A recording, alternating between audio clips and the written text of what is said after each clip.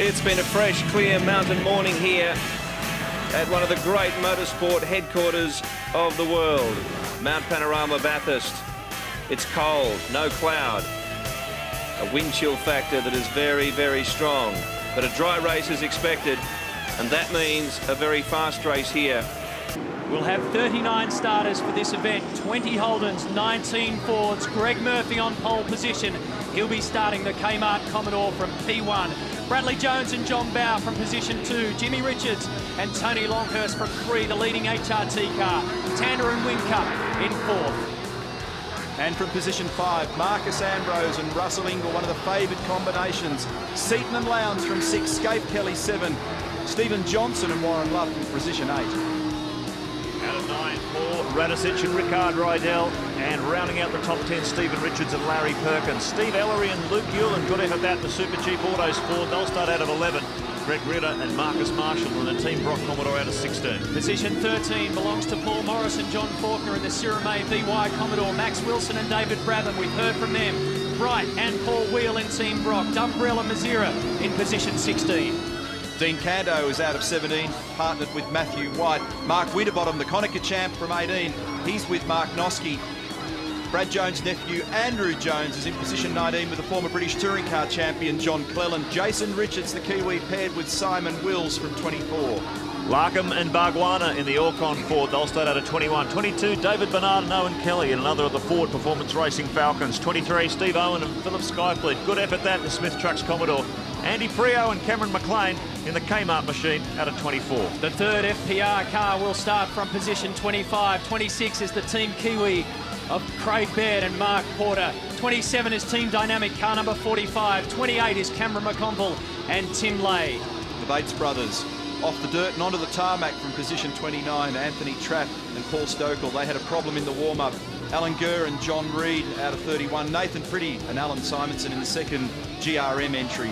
Getting back toward the rear of the grid, Grant Johnson and Kerry Wade in the second of the Orcon Fords. Dale Breed and Tony Ricciardello in the Holden Young Lions entry. Jose Fernandez and David Russell team up in the Fujitsu Ford. And Jamie Miller and Ron Searle in the Petters suspension machine. 39 starters. This is the very rear of the grid. Elliott and Rose from Gulf Western Racing. Then it's Jones and Dillman, Spies Hecker Racing, and at the position number 39 is car 99 of David Thexton and Stephen Voigt. So down Conrod Straight they come. You can see from our pictures, it's a crystal clear, a cracker of a day on Mount Panorama. This is it. The Bob Jane T-Marts 1000 for 2003. They're nervous. Everybody's waiting on the start. It's a real labour to get these things off to turn 1. The roar starts to build. Are you ready?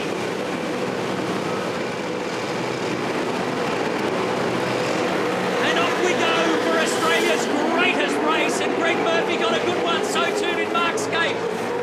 Right up against the concrete. Off to turn 1. Murphy holds his own. A couple go wide. Mountain Straight is led off by Greg Murphy, but the other Kmart Commodore is hit hard. And that's car 15, Andy Prio and Cameron McLean. That is not our pole sitter. He's already up to Conica Bend.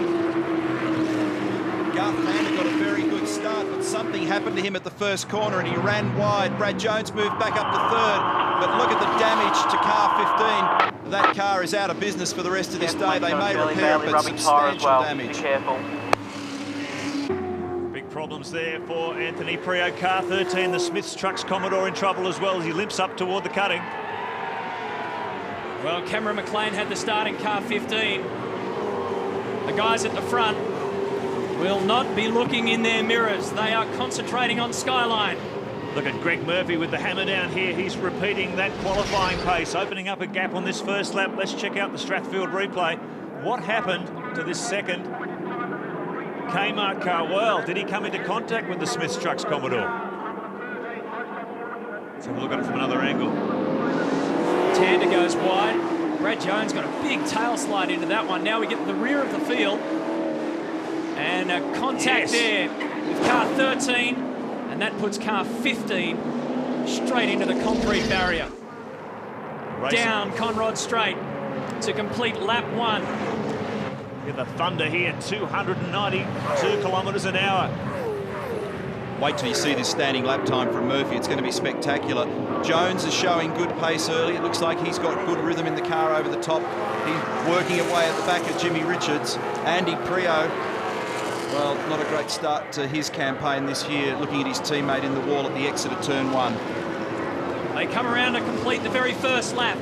Greg Murphy will lead us off with a 2:13.19. Amazing. Jim Richards in second, Bradley Jones down to third, Mark Skaife fourth.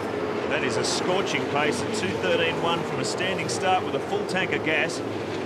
Murphy is going after records here. The PlayStation 2 race score, Lowndes and Seaton in 7th, Radicic and Rydell in 8th, Johnson 9th, and Stephen Richards and Larry Perkins hold on to 10th position. Fantastic sight as they thunder up toward Griffins the second time. Murphy, Holden Racing Team, locked in a battle there with Brad Jones. Tallest of the 3 diff ratios available to the cars used at Mount Panorama, and with 120 litres of fuel on, they are so difficult to get off the line. Very easy to punish a clutch. The field got away pretty cleanly, but some of those starts were very average. We've already seen car 15 with some big damage. Cameron McLean is limping it back. His co-driver, Andy Prio, is wondering whether his day's already over. Greg Rust. Well, he's been monitoring the radio. Andy, what did Cam have to say, and what's the state of the damage, do you think? Well, I can't tell you what he said over the radio. It was just really unlucky. Somebody got it on the grass and just took him out, basically, and put him into the wall. Very unlucky, and obviously very disappointing, because our main goal was to finish this race. And, well, it's one of those things, you can't help it, racing incident. Obviously, the boys need to have a closer look at it, but do you think it's something you can repair and get back out there? I'm not 100% sure. The car looks pretty badly damaged, hit the wall pretty hard, but we'll see what happens, and we'll just do our best. Cheers, Andy. Thank you.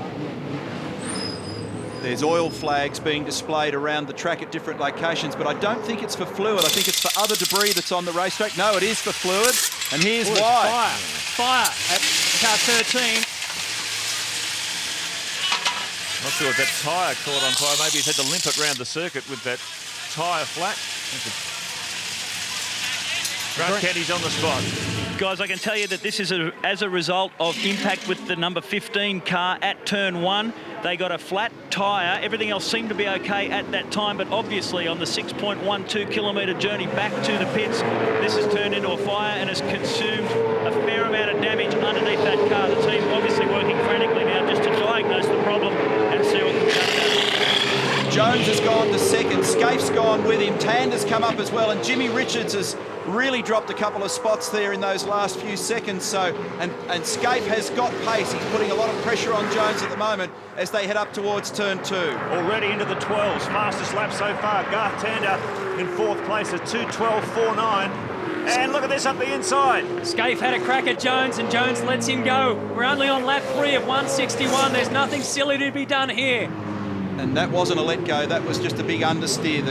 Bradley just couldn't get the thing to pull up and turn where he wanted it to at the end of Mountain Straight. That's a free kick for Mark Skaife, who now has clear air and he can go after Murphy. And the question mark is, can Greg sustain this pace without hurting the rear tyres on the Kmart car? Across the top of the mountain, approaching 220 kilometres an hour as they head up toward McPhillamy Park. Phenomenal speed, this very narrow ribbon of bitumen. Further down in the field, Winterbottom's reporting damage on car 9 as well, so there's a bit of nonsense in the mid-pack at the moment as everybody sorts themselves out. Difficult time at the start of the race, guys, because unlike qualifying where they start with a higher tyre starting pressure, the pressures are down for the beginning of the race, but you've got to get on with the racing, and the car flops everywhere as now Tander has a look. Oh, contact! Jones goes round. Tander too eager, too early. He's turned him around at Forest Elbow. He's going to lose about 15 positions. 12 went past him in a flurry. He's going to lose about 20 positions by the end of it. Wow. Seen Garth Tander involved in an incident at the elbow before at Mount Panorama. Squeezing down the inside, making contact with the Aussie male forward. Oh, look at this. They're really carving up each other here. At the front, even wheels off on the grass. Hard under brakes goes one of the better electrical Fords. This is like a 5-lap sprint race, not a 1,000k enduro. Jimmy Richards has his mirrors full now. Garth Tander up behind him. Lowndes moves up for his slice of the action. There'll be some craziness unfurled out of all this. That next group of cars are all very close and they're impatient. That all started when Bradley was slow at the end of Mountain Straight. It put him in a vulnerable position when he got down to the elbow. He was still in an understeering condition down there. It allowed Garth to come up and have a bit of a sniff at him, and they made contact, and neither party would want that this early in the race. I tell you, these two better electrical cars, car 65 and 66, are having an aggressive go. Paul Radicic jumped up to 6th position. Dean Canto and Matthew White's entries also having a crack as well. 10.6 on the last lap for Scaife. That's 1.1 seconds quicker than the next nearest time, which is Greg Murphy. Here's the replay. Garth had a good look. He was past the B pillar, and I tell you what, I think he should have been able to get through with that move. And I know that Bradley saw him. He's closed the gate on him probably too late. He really needed to yield to stop the contact from occurring. Let's have a look from inside now. His front is well alongside the B pillar of the Jones car. And contact ensued. He's now down in 24th position. His teammate, John Bowe, what does he think of all this? John Bowe, you've watched both of those replays now. What are your thoughts? Well, mate, Garth's a nice bloke, but obviously something happens to him when he gets in a car. I see him do it all the time. He gets the sand down. He did it to me at Eastern Creek. I mean, it's a line call when you watch the replay, but it's the second lap of a 1,000k race. I mean, it's just stupid. Everyone's getting a bit frantic out there, are they? Is this sustainable? Well, I mean, that sort of thing is just ridiculous. Like, he could have easily ruined our race, and he could have ruined his own race. It's just stupid. A 2:09.9, so he's closed right up on the back of the Murphy. It's a two-car war now. And Murphy's not going quickly at all. By contrast, Greg's lap time was a 2:11.1, so Murphy, despite this sprint pace at the beginning, is slower than the first 5 cars in this race at the moment. Scaife's going to eat him up. He's absolutely catching him hand over fist up Mountain Straight. He's got his nose alongside the Kmart car, grabs it, under brakes for Griffin's Bend, and Scaife goes through to take the lead of the Bob Jones T-March 1000. They put some more understeer in this number 1 car in some of the fine tuning just late in this preparation for the event, so that it was a car that would balance out as it wore its tyres and be a little easier on the rears. And I'd suggest that the Murphy car, despite its incredible one-lap pace, isn't as good at the moment when it comes to the ongoing. Here's Mark Winterbottom, car 9. Winterbottom getting right out of shape coming onto the main straight. And that'll be why he was on the radio talking about damage. Look at the gap these two have opened up on the rest of the field. 6 seconds back to Jimmy Richards in 3rd place. Tander right up behind him, and it's Lowndes, Radicic, Ingle, Wilson, Johnson and Ellery rounding out the top 10. And car 13 has been parked again. Sorry, that's 72. The Smiths Trucks entry of Gurr and Reed. Both the Smith Trucks cars in trouble early. Greg Rust. Just down here in the Kmart pit bunker, had a word to Rob Crawford, crew chief for the team. He says this is all part of a plan. No problems that Greg Murphy is reporting with the behaviour of that car at the moment. They have been at him since he went out on the warm-up lap. Watch your fuel. Watch your fuel. Take it easy has been the message to Murph. Yeah, that's going to be the big question of the day. Fuel economy. His pace has been raised so much. If I want to be going through all their calculations over and over again to try and get through on 4 stops, but if the pace is hot, it'll definitely be a 5-stop race for fuel. Bad news. This is after 5 laps. Paul Morris bringing his car back into the pits. It may not be a drive this weekend for John Faulkner, his co-driver, because they're pushing that car deeper into the garage. What can we learn, Grant Kenny? It's been a shocking start to your campaign. What's happened? Driveline failure. I suspect the gearbox, really. It went for top gear and then just nothing. What's the situation at the moment? I know the guys frantically here. You had a quick diagnosis and they're running off grabbing park. Let's assess it, see how long it takes to change, and if it's worthwhile, we'll get back out. If not, we'll probably save our tyres and go to Indy. Clean and screen. Race leader is in. This is the first serious shuffling of the pack since the start of the Bob Jane T-March 1000. After only 13 laps, we have a full course yellow. The safety car is out, and HRT is pitting for fuel. And they're not the only ones either. Ingle and Ambrose also. There they are, peeling into the pits. And this is the second Holden Racing Team car. Jim Richards at the wheel. Very quick, I might add, in the early part of the race. 5th before they came in for the pit stop. In fact, the top 5 or 6 cars were running in the 2 9s and 2 10s. And this is Marcus Ambrose pulling in. Fresh rubber for car number 4 with Russell Ingall keeping the duties. The clock's ticking because they're still pumping fuel in there. And quite a number of people using this opportunity, and I think there's a problem with car 19. There's some drama going on in the front right corner of this car. They're all having a good look at the brake caliper or the hub.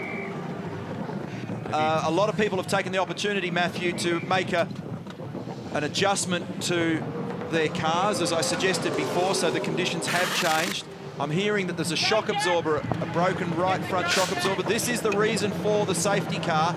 Team Dynamic, Simon Wills, car 44, has gone off at the final corner and buried it in the sand trap down there. Gee, that's fairly deep too. These guys haven't had a really successful weekend so far with this brand spanker at Team Dynamic. Classic hero to zero scenario, isn't it? After starring at Sandown only 4 weeks ago, we've had a really, really difficult week. People will also obviously use this to ease the pressure in this fuel situation. Here's the replay of the Simon Wills off. Oh, now we know why car 19 has damage to the front right corner. So the reason that 44 is bunkered is that there was contact in that final corner. And pretty nasty contact too. The front right of this is now in the garage. Darren Walter with his head down there. David Bernard was at the wheel at the time. He's blotted his copybook for a second time, in fact, after a big off at the beginning of qualifying. Senior mechanic at Ford Performance Racing, John Gray, under the car there as well. He's been involved in Glenn Seaton's racing campaigns here for many years, and that's a big job and an awkward one at this point. It's stinking hot down in there, in that wheel well. Look at the damage, broken the Watts link in this car, so the whole rear of the car's come unglued, and you're going to watch that axle move laterally. Watch it go right across from side to side. Oscar Fiorinotto on the radio saying, take it easy. Got to get that car around. Look at that. He's got 6.3 kilometres. Slow it down, Simon. Very slow. Simon Wills is saying it is out of control. I don't think he's going to make it. He's got to slow down. Oh, there's a lot of smoke in here now. Now the cabin starts to fill up with smoke, and it's like driving on ball bearings to limp it around. The Audi's into pit lane. The V8 supercars now have the track once more to themselves. Restart for the race on lap 14. Back to full speed. Greg Murphy, as he's done so often this weekend, in the #1 spot. Garth Tander in second, Lowndes up to third, Radicic in fourth, Ellery, Ritter, Cleland, Winterbottom up to 8th now, Brad Jones in 9th. Andy Jones' car is smoking heavily. The 888 Aussie Male Falcon halfway up Mountain Straight at the moment. It's gushing blue smoke as the number 19 car comes back in. No, the number 5 car, I should say. This is because of the queue that forms to get under that single boom. Now, he's had a punch in the back, and that's why, because the rear bumper assembly is just rubbing on the tyre. So hopefully that doesn't give him any grief and it pushes itself back again off the tyre. And look who's managed to climb back into contention at this early stage. Just 2 cars back from Andy Jones. Here's his uncle, Brad. He's clawed his way back up to 9th position as a result of some of those pit stops in that safety car period. Oh, did Stephen Ellery hit the wall then? He ran very, very wide. The reason Bradley's climbed up is he elected not to stop. They needed to go with a different strategy, you see, because they need to get back in the game after that turnaround early with the contact with Tander. So by staying out, he shifts himself back up to get track position. If you're wondering what the blue chips are on our race score, that will show you how many times they've completed their compulsory pit stops. So you can see there that Thexton and Voigt didn't opt to come in. The rest on that page certainly did. When everybody came in and grabs fuel, they also hit the fuel reset button on the steering wheel so that the telemetry gives an accurate burn of how much fuel's being consumed. This little window early in the race has probably largely removed the concern for a lot of the operators, but we'll monitor this. It depends again on how the race unfolds. We've also had a black flag report for car number 45, Jan Magnussen and Nicholas Manassian in the second Team Dynamic car. Some days just go from bad to rotten, don't they? Can you believe that? Exceeded the speed in pit lane, some action in the chase. Brad Jones just sneaking up under car 9, Mark Winterbottom. He's also under attack from the Orcon Ford as they pile down into Murray's corner. Oh, there's a locked-up brake on the Orcon car, and he's going to go right off. Started way back for Jason Bargwanna. Oh, you can see he was in trouble 150 metres out of that turn. Looked like too much rearward brake. just could not get the thing pulled up in time. Just compose yourself, it's still a long way. He might have got in a bit deep. The other thing that happens here is that obviously as you burn fuel, you've also got to move your brake bias further to the front. And you've got to monitor it very carefully at Bathurst because, as I said before, in kilogram terms, the load over the back wheels of the car changes pretty quickly lap on lap. How do you monitor how much rearward or front brake bias? Is it just through feel, or is someone telling you in the pits what you should be doing it? Or straight out of the seat of the pants, Marco. Look at this. Seat of the pants on fire there at the moment for Barks. Oh, it just clipped the HRT car as well. Just clipped it. Rusty? Well, Matty, just listening to the radio here and a bit of frantic movement at the Holden Racing Team pit, it sounded as though Mark Scaife radioed in that the guard may be rubbing on the tyre. They are now in contact with him, trying to figure out how bad it is. Jeff Grech will often spend each lap as they come through Murray's Corner and up pit straight. He'll walk straight out of the pit bunker and have a good close look firsthand at what the car is like. So, watching closely car one right now. Yeah, Rusty, we should get a good look as he comes through here. Now, watch the front right-hand side of car number one. You'll see some damage. Look at it. Saw him just clip the Orcon Ford as There's no smoke coming off it, mate. It looks fine on TV. It's got a bit of damage, though, and that could affect, obviously, front downforce and brake ducting, perhaps. Bit of smoke there. This car, safety car. Track may be even blocked. Well, there you go. That's the word from pit lane. So they're telling Scaife that the track may be Oh, blocked. no. And that's why a 4-car pileup. It is blocked. It is seriously blocked. This is a race stoppage kind of blockage. Look at this. Scenes of yesteryear, This only is, a little further down the road. This is 1981 all over again, folks. One of the Shell Helix cars involved in there. The Orcon race is in there as well. Now, if they can move at least one of those cars, they'll be able to keep this field threading through it. Let's have a look at the ring light. Look at him lining up behind him now. This is car 18, so Max Wilson going in. Behind him is the Orcon Falcon. They touch there. Jason Bargwanna side by side. They spin. That's not the end of it. Crunch. Oh, boy. Bargwanna involved in 2 incidents in the space of a lap. And that second one was a nasty one. Out of all this, the way the leaderboard looks at the moment, but it's a bit unreliable because people are still cycling in and out of the pits. But you got Murphy, Tander, Lowndes, Radisich, Ellery, Brad Jones up to 6th. Marcus Marshall now in the 16 car. Look at this. This is the car that was involved in the Bargwanna contact, spun off into the tyre wall. He copped a tap on the side from the Orcon car. Then he found the front of the wall, and the rear also hit when it spun around as well. David Brabham only been in the car just a couple of laps. Tell you what, he'll be grateful that tyre wall was there too, because if that was just exposed concrete, that thing would be a write-off. Look at the damage to the driver's mirror there. Shell team will crawl over it and make sure everything is basically sound. Brabham's been doing so well this year in the Steering's at American Le Mans 90 Series. degrees. The steering is at 90 degrees. It's David on the radio. So it's got huge bent steering arm problem. He did a brilliant job this year at Le Mans driving for Bentley.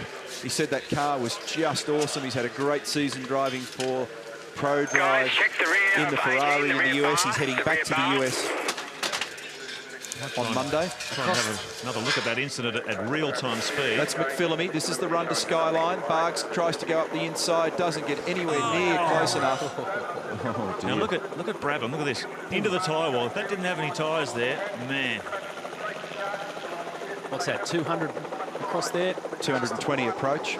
Start to back down before you head towards the S's, and keep your eyes on Warren Luff, who goes digging around in the dirt to avoid it all. I think Jason must have thought that David was going to leave room down the inside and tried to stick it down there, but he didn't get far enough up as David Brabham came across. Contact, big disaster. David, we don't have a left rear on here yet. Why is that?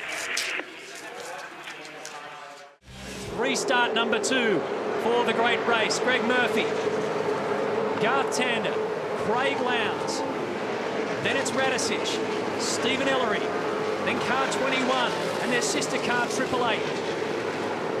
It'll be interesting to see these lead cars that haven't made any stops for fuel yet. Murphy, Tander, Lowndes. They're going to get to run a full green period and try and keep an eye on the amount of fuel that they're using. You've got to go all the way down to Jimmy Richards and Tony Longhurst in position 12 to find the first guys who've had a stop. Car 19, are they getting this one back in action? Doesn't look too good there. Wheel hanging out of the guard, broken shock absorber apparently as a result of that collision. But look at that front suspension. That's not looking too healthy at all. So all sorts of dramas for the FPR Falcon. Field now getting up to full speed, cold tyres. They've had a chance to cool down behind the safety car. Always a treacherous time in these restarts in the Bob Jane Team Arts 1000. Now, PitSmart computer, which calculates where everybody's at in this field, and you can imagine how complex some of the arithmetic is here, shows that in net terms, Jimmy Richards and Marcus Ambrose actually lead the pack, but who knows how this will unfold in the coming laps. Let's get down to pit lane. Max Wilson, that was pretty tragic there. Any idea? I mean, you saw it on the screen. What's your take on it? Yeah, it was a really stupid move from the tank car. I don't know who was driving, even Barguan or Mark Lark. I mean, he tried to overtake David in a place which, there is no way to overtake there, and took both of the race and another 3-4 cars behind it. So it was really a shame because the car was working pretty good, and when they stopped, I think it was running 6th or 7th, and the car was pretty strong. So I think us as a couple of laps, but let's try to make it back. Team did a pretty good job there. There was a lot of work to be done, and they did it very quickly. Oh, the guys did a great job. They are really pumped up to put the car back on track, and they did a great job, and pretty pleased about it. It's a long day. All the best for the rest of it. Thank you. Rick, you weren't directly involved in that incident, but give us a bit of a bird's eye view from you when you followed in. Yeah, I came over Skyline. The flags came out just as I got there, but the track was blocked. I had nowhere to go. I nearly stopped, but there was sand all over the track from the incident, and it just wouldn't pull up in time. So we've got a fair bit of damage. They're replacing the radiator and so forth on the car now, and hopefully we'll get back out there, but obviously a lot of time lost. Thanks, Rick. Thank you. 4 cars involved in that one. 4 involved at the top of the mountain, and the stewards have deemed that car number 10, Jason Barguana, deserves a penalty. He's been shown the black flag, and the Orcon Falcon will have to go through pit lane at 40 kilometres an hour. Back to the race we go, on board with Stone Brothers racer and Russell Ingall. Showing in 13th in the lap scoring, but in terms of corrected positions where they are in their sequencing, we reckon that they're second on the road at the moment. And there's a very healthy battle going on for 4th, 5th and 6th at the moment between Radisich, Ellery, Jones and Cleland in the 888 car. This is where the incident happened before, and it was to the right where Barguana tried to squeeze through, and this is where the cars ended up in the wall, blocking the track temporarily on the run to the dipper. Bit of dirt, as you'd expect, left on the left-hand side of the track. Russell Ingall, a 2-time winner here, and also 2-time runner-up, including last year. Inside, car number 11, Stephen Richards, has a crack at his former teammate. Something hanging off the SBR car. It looked like something flapping down the right-hand side there. Well, Russell's a bit of a man on a mission. He felt awful about that situation in the Sandown 500, very competitively placed when they put him back into the race. So there's a bit of foam or a bit of tape that seals around the bonnet that's come unstuck there. And this weekend he really wants to redeem himself with a win. They just don't have great pace this weekend, do they? Which is very uncharacteristic for this team and car. It's uncharacteristic, and it's been so consistent, hasn't it? Throughout the 4 days, they've never really cracked it for maximum pace. It's got a little fold in the bonnet, I noticed there as well, so they've actually made contact with somebody. On the road, this is position number 4 for Paul Radisich, then Ellery in 5th. The Aussie Mail car, Bradley Jones in 6th on the road. John Cleland behind the wheel of 888, that's 7th. I want me to hit you with a spooky fact. We're lap 20 of 161, and it's been like a couple of serious rounds already, hasn't it? 141 laps to go. Here's the drive-through penalty for Jason Barguana as a result of that incident on top of the mountain. And I guess inside the car, Neil, this seems like 1 hour. Yeah, it's pretty hard to come to terms with when you've been zapping around here at just under 300 kilometres an hour. 40 seems like running speed. And I can report from the timing monitor that another lap record has fallen. It's right there on your screen. Mark Scaife now at 2:09.561 on lap 25. Ellery's getting closer to this bunch, but he's reporting on the radio that he's just beginning to lose the rear tyres a little bit, so they've told him to settle down. Don't push too hard too soon. And Lowndes is working hard on the back of Tander. Everything all right?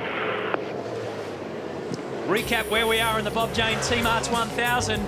We've got Greg Murphy, our pole sitter, still out in front. All of these guys on this page of your PlayStation 2 race score are yet to come in for their compulsory pit stop. But first, so too John Clellan of Baird, and Lowndes makes a move on Garth Tander. Up Mountain Straight, around Conacher Bend, and gains another position. It's interesting watching Murphy. He's sort of setting the pace for all the teams that are yet to pit. He's done 28 laps, and that's including safety car period, 2 safety car periods and that. So depending on when Murph comes in for his first stop, it might give us an indication of what the fuel burns like, including the odd intervention of a safety car. Craig Lowndes has been crunching out some awesome numbers. He's up to second. His teammate, Glenn Seaton. We know all about it. How are you, Cito? Thanks, Matty. I'm not far away from getting in. I'm actually a bit nervous, I got to tell you. I was just about to say, how are you really, Cito? I'm pretty nervous, to tell you the truth. I'm actually looking forward to the kids doing a sensational job, as Craig always does. So we've got a pretty good car at the moment. He's very happy with it. So we've still got a long way to go. We've been 9 laps in the past and been in a good position and had it all come undone. So we've still got a long way to go. Hey, Dick Ramsey, is that you? It's me. Dick Ramsey.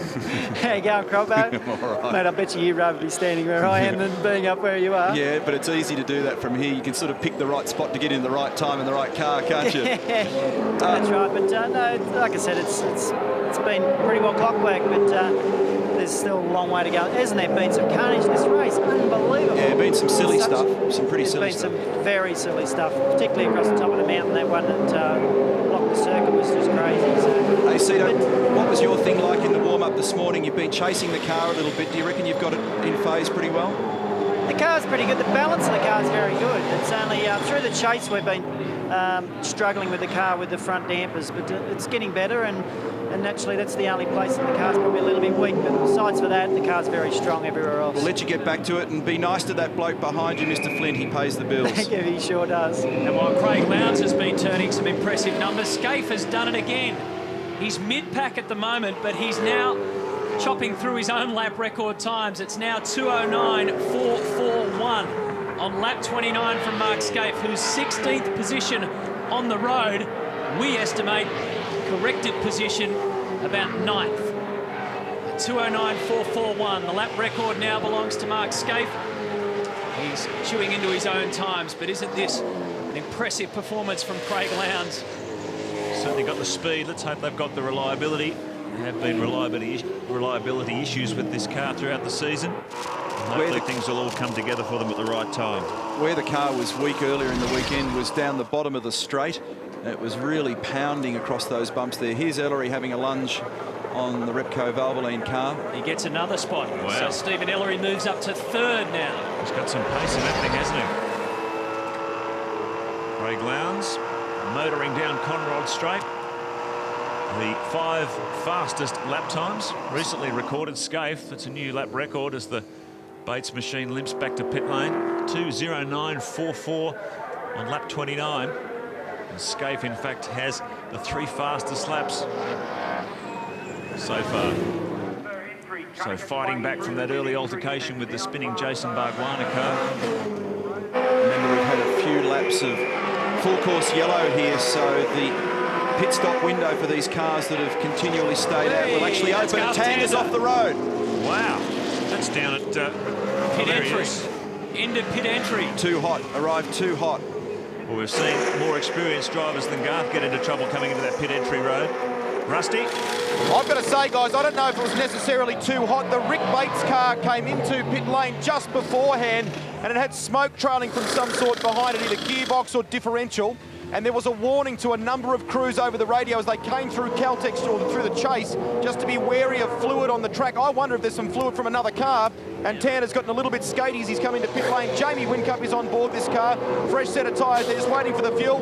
Whincup away. Pit lane speed, Jamie. Yeah, Rusty's exactly right. The car's come in, Rick Bates' car. It's got oil out of it all over here in pit lane. It's dragged it all the way up pit lane. It's under the car now. The team just getting ready to open the bonnet on this car. Well, that explains the drama there. A few people have been trapped over the years. Here's the replay. The Strathfield replay shows what's happened. He's trying to pull it up. It's getting all crossed up on the oil. He can't make the left-hander. He was so lucky not to get stuck in that bunker there. do any damage too to the front spoiler particularly. Momentum kept it going. Yeah. Boy, I'll tell you, that was a real let-off. Yep. This is all the gravel from that trap that he's brought with him. And has that picked up anything in the radiator intake, and will that have any impact later on? There's a lot of garbage goes in there. This is Whincup. Plenty of pressure on this young man's shoulders. There was the expectation that Nathan Pretty was going to join Garth Tander at Bathurst after partnering him at Sandown. But Gary Rogers monitoring through the week. He left his decision till very late. Eventually put the young 20-year-old Jamie Whincup in alongside Tander. That's an interesting indication. That's one of Tander's car was one of the cars that ran through without stopping for a splash and dash during that safety car period, so they've done 30 laps. Bradley Jones has a look on the inside of Paul Radicic at Murray's corner. Radicic has to hold on. Jones sneaks past and gets him. The Rat went wide. That was a couple of guys giving each other a bit of respect there. It was kind of, they knew that it was going to be an awkward moment. Just in time as our race leader, Greg Murphy, makes his first pit stop of the afternoon. Driver change here with Rick Kelly, the youngster, jumping in. Craig Lowndes is still out on the circuit on lap 35 now. Bearing in mind, we've had a few safety cars, so they may be able to run a little bit longer on that fuel loading initially than they would have thought. Greg Rust. Tyres look in good condition, guys. Just waiting for the remainder of the fuel to go in. It's done. Rick Kelly strapped in, and he's away. Go. Rick Kelly rejoins. Reset fuel pump to main, They had the reserve pump on to get the car home, so back to the mains, reset the fuel button on the steering wheel, zero the fuel so they can see the burn through this stint, readjust the brake bias, put some bias towards the rear because you've got weight over the rear tyres, and pick the rear bar up to stiffen up the rear of the car to cope with the nearly 100-odd kilos of fuel on the back of the car. Is that standard practice for the teams to switch the reserve? You want to draw your fuel load that long? Some people don't run them anymore, but there are some teams that do, and you rehearse it during the week so you know when you get a cop how far it's going to go. Generally, you make sure that your reserve's got a minimum of a lap, possibly two, to obviously get you home. Taking that fuel load. According to my calculations, this car's burning about 150 to 200 mil less per lap than some of its nearest rivals, and that could be actually critical as the race burns down. I reckon that 200 mil a lap here is going to work out to be a pretty impressive.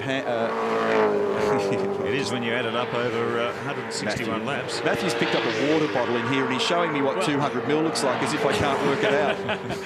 Well, if you can graphically explain what I'm showing you, which is a third of the 600 millilitre bottle of water that I've got. Darryl Beattie, make some sense, please, can you? I guess, Steve, you can't be much happier with a first stint like that. No, to start 11th and bring the car back in third, the car's just going fantastic. The team have given Luke and I a great car here today, and the time showed that. We're able to pass quite a few quick guys, and it's feeling really nice. I'm smiling at the moment, so hopefully Lukey can go out there and do the job now and bring the car in a similar position, and if we're there at the end of the day, we can go for it. We just want to stay out of trouble, and like we did at Sandown, and try and stay up the front and on the same lap, and if we can do that, we'll be in with a shot. You made an adjustment to the car when it came into the pits. What was that for? Yeah, I'm just hurting the right rear tyre a little bit too much. The times that they're pushing at, it's just hurting the rear tyre, so we just made a little bit of a rear right-eye adjustment, I guess you could say, just to try and get the back to stick on the road a little bit more. We can do that manually during a pit stop, so hopefully it works and gives us a little bit more time and helps look after that tyre. All the best for the rest of the day. Yeah, thanks. Lowndes is coming in this lap. He's just recorded the fastest lap of the race, a 9.4, a new lap record. They dropped the rear roll centre on the Ellery car. I picked that up on the radio. And he was slow out in his stop. He had too much throttle angle when he tried to drive out. And when the car has too much throttle percentage as you're trying to get it out of the garage area, they get into a misfire and it wouldn't launch away. And he actually dropped a position there, but he's settled down and his rhythm now has Yule. 36 laps completed for Craig Lowndes, getting ready to hand over. Change. Remember, radio out, and don't forget to plug Glenn's radio in, mate. Impressive economy. He's reset the bars already. He's gone rear bar full hard. And he's burning about 3.2 litres a lap. He's another 200 mil a lap better off. Murphy. Yeah, so Bradley's is the thirstiest car of these key cars. And then Murph's about 3.4 litres a lap, and these blokes about 3.2. And I'm basing that around 115 usable litres of fuel. It's going to be critical as this race unfolds. That fuel burn rate, 200 mils, doesn't sound like much. Geez, he didn't mess around coming into the pits, did he? Now he knocks it back to 40 k's an hour. A crucial moment of this race, especially in terms of history, because Glenn Seaton is about to jump behind the wheel for his 20th Bathurst start. Well, it's looking fairly slick at the moment. Nothing major happening. Obviously, just the obvious things. Tyres, fuel, driver. One thing I have noticed that's rather interesting is that under the deceleration of pulling up in the pits, most of the cars coming in here are having debris fall back out of the air intake for the radiator. Everything they've picked up along the way, or a lot of it, is just running back out onto the road under the braking here. So, fair bit of debris out on the track. Big problem with the right rear there. That delayed the stop. Fuel is always the governing factor with pit stops, but there was a problem. They had to change guns, so maybe they had an air pressure problem with one of the nitrogen bottles, but that really delayed that stop. Glenn, make sure you're on mains as well, mate, with your fuel. Grant Kenny, you got something else on that stuff? It was interesting as they drove off, one of the hoses from the front right side with the air jacks was hanging down, and initially got caught in the door as Craig shut the door. Then it was left as the car drove away, and very nearly hooked up on the rear wing, which would have created a similar problem to what we saw here some years ago. Lowndes' car was on its reserve pumps on that lap as well as he hit the top of the hill, so they're stretching that fuel load right to the end. Impressive though, 37 laps banked. Would have been bone dry when they got in there. Now the job belongs to Glenn Seaton. So everybody's been in, done the changes. Slow stop though, that will have hurt. Filled her up, including the man who started on pole position. A very, very impressive start to this race from Greg Murphy. Russell Ingall has completed his first stint. You see just something hanging off the front of the Caltex Pertec Ford, and it's just some sealant coming out of the front of the lid there. Now Marcus Ambrose is in, Russell Ingall is out, Darrell Beattie's there. Yeah, just watching this all go through, guys. Everyone cleaning the front of the radiator. Marcus in. They've caught something here. It looks like a piece of string that was obviously on the track that was caught around the bonnet clip. They've taken that off. That's what was hanging off the front of it. They also made a slight adjustment to that roll centre as well. Away they go. 26.6. Make sure the brake bias is set correctly, Marcus. Check your bars. That's about bang on target for the fuel fill. Russell was complaining of problems with the right front tyre, so I suspect he had some little flat spots on it there late in the stint. So Ambrose inserts into the race, lap 44. Man who leads the championship.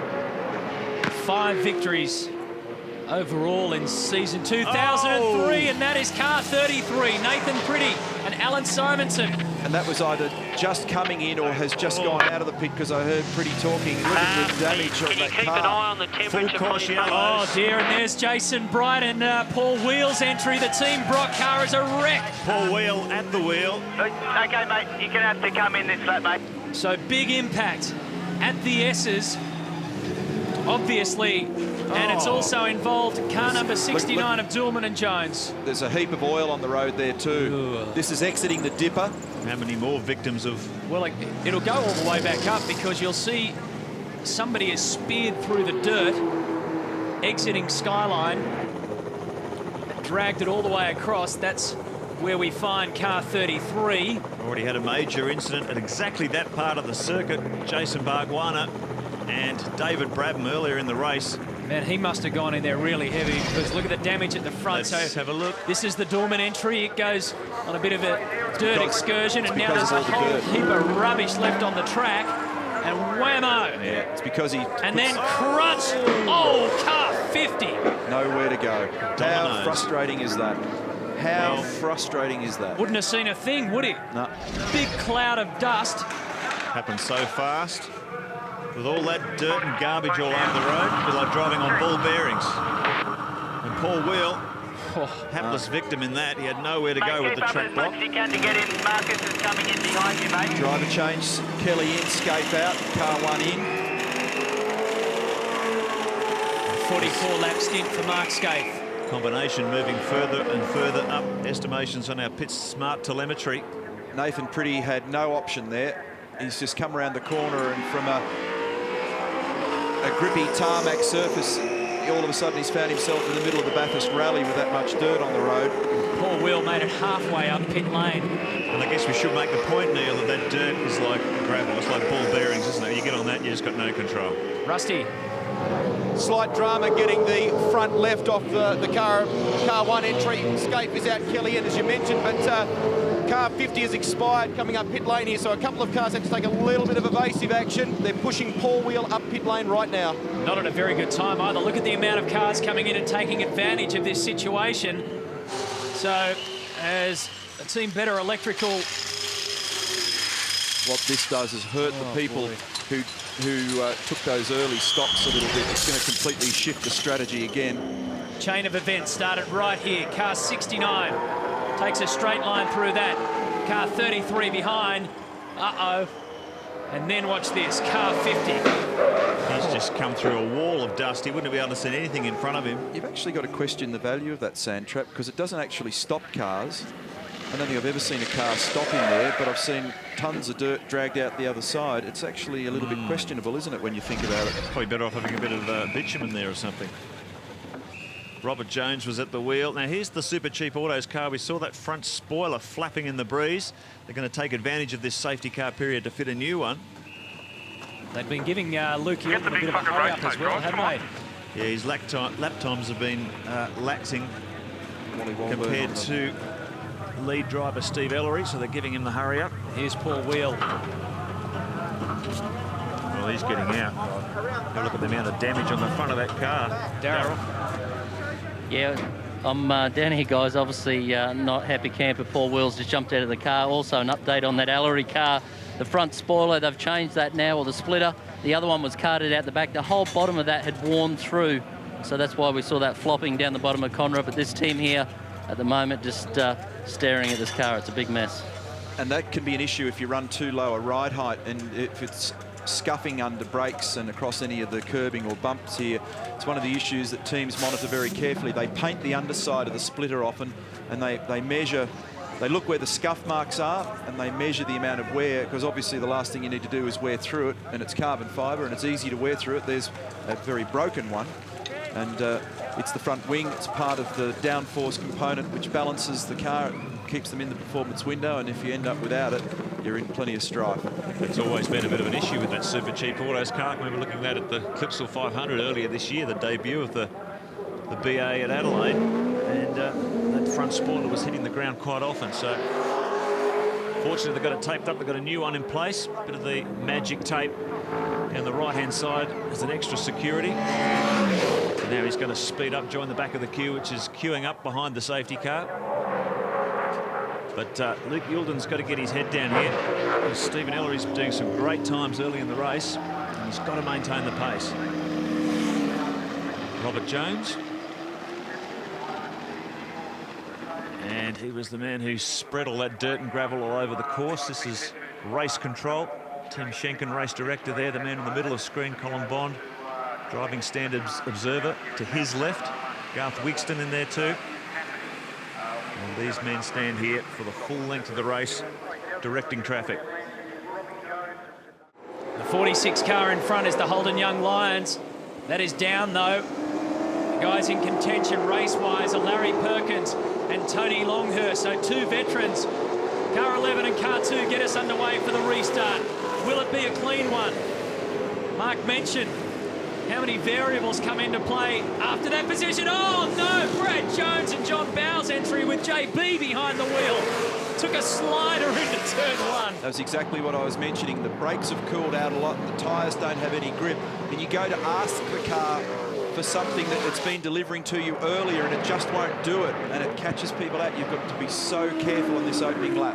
There are so many cars, like 13 or 14 cars, that are virtually identical on fuel strategy at the moment. The one out of strategy is the Murphy-Kelly car, because that ran through that first stint without going in for fuel.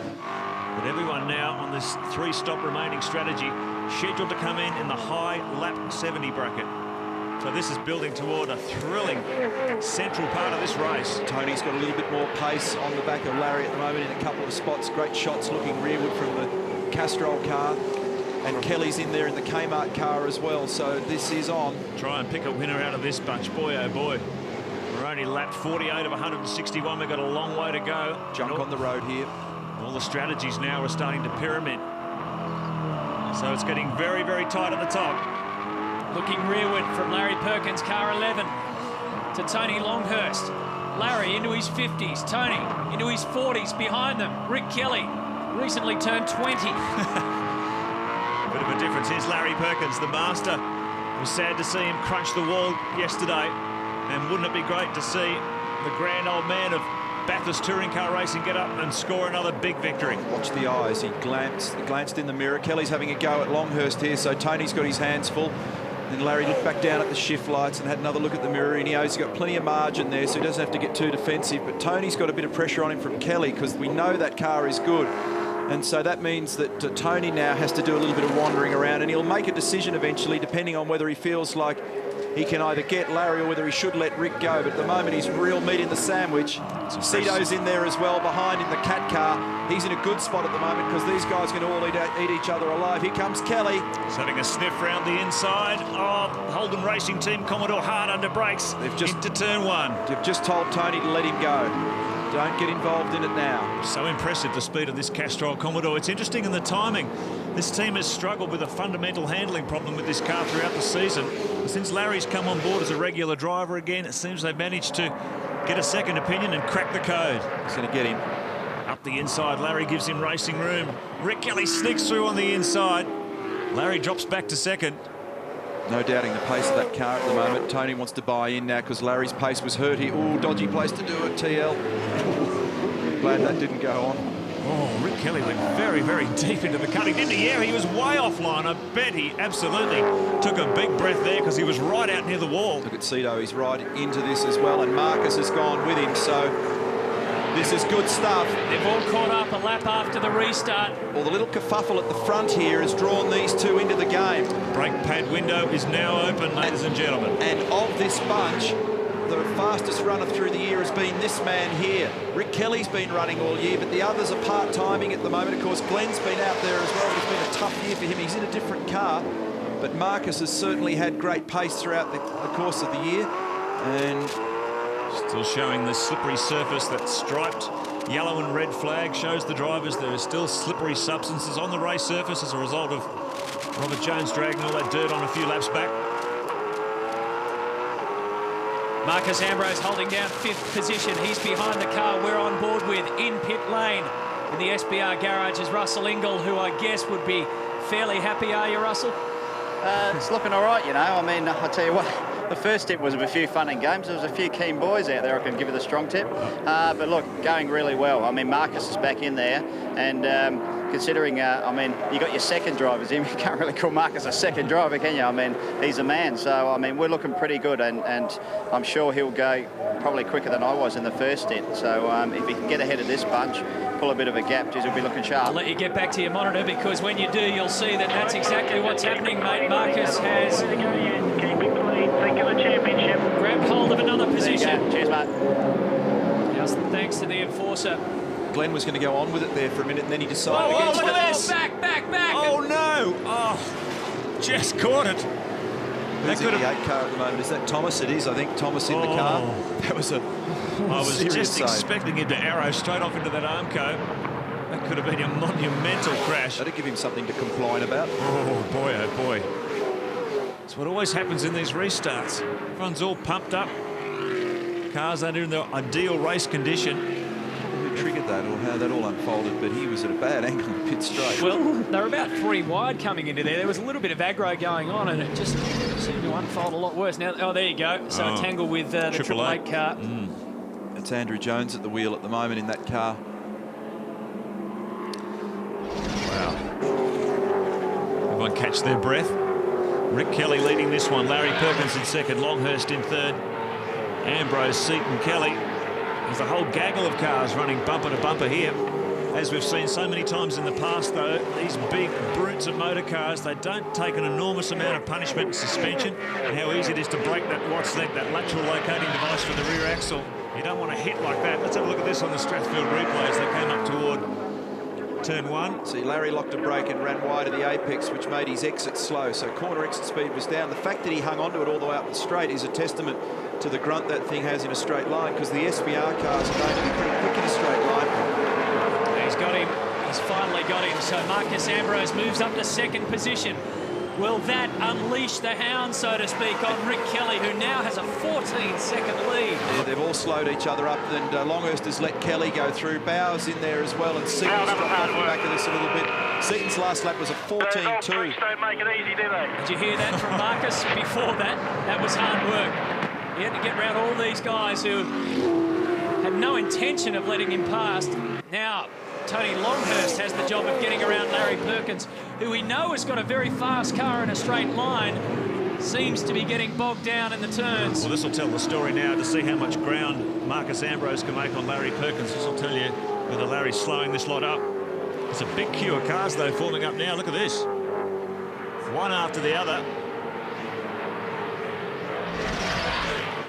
Let's have a look at how Marcus got in front of... You had to drive down the dirt virtually here. Look at the filthy side of the track here. But Larry's yielded. He knows that he didn't have matching pace, and he's left a gap. Marcus has gone by. So Kelly, 14 seconds up the road now from Ambrose. He'll have his head down trying to catch the Kmart Commodore, while the rest of these blokes now have to find a way past Larry. I've just been keeping my eye on the split times now that Marcus is free of that gang of cars there, and comparatively speaking, he's going okay with Rick Kelly's times. But Kelly, while all that's gone on, has now pushed his lead out to 14.1 seconds. Larry Perkins slots back to third. Stephen Richards, his teammate, is in pit lane.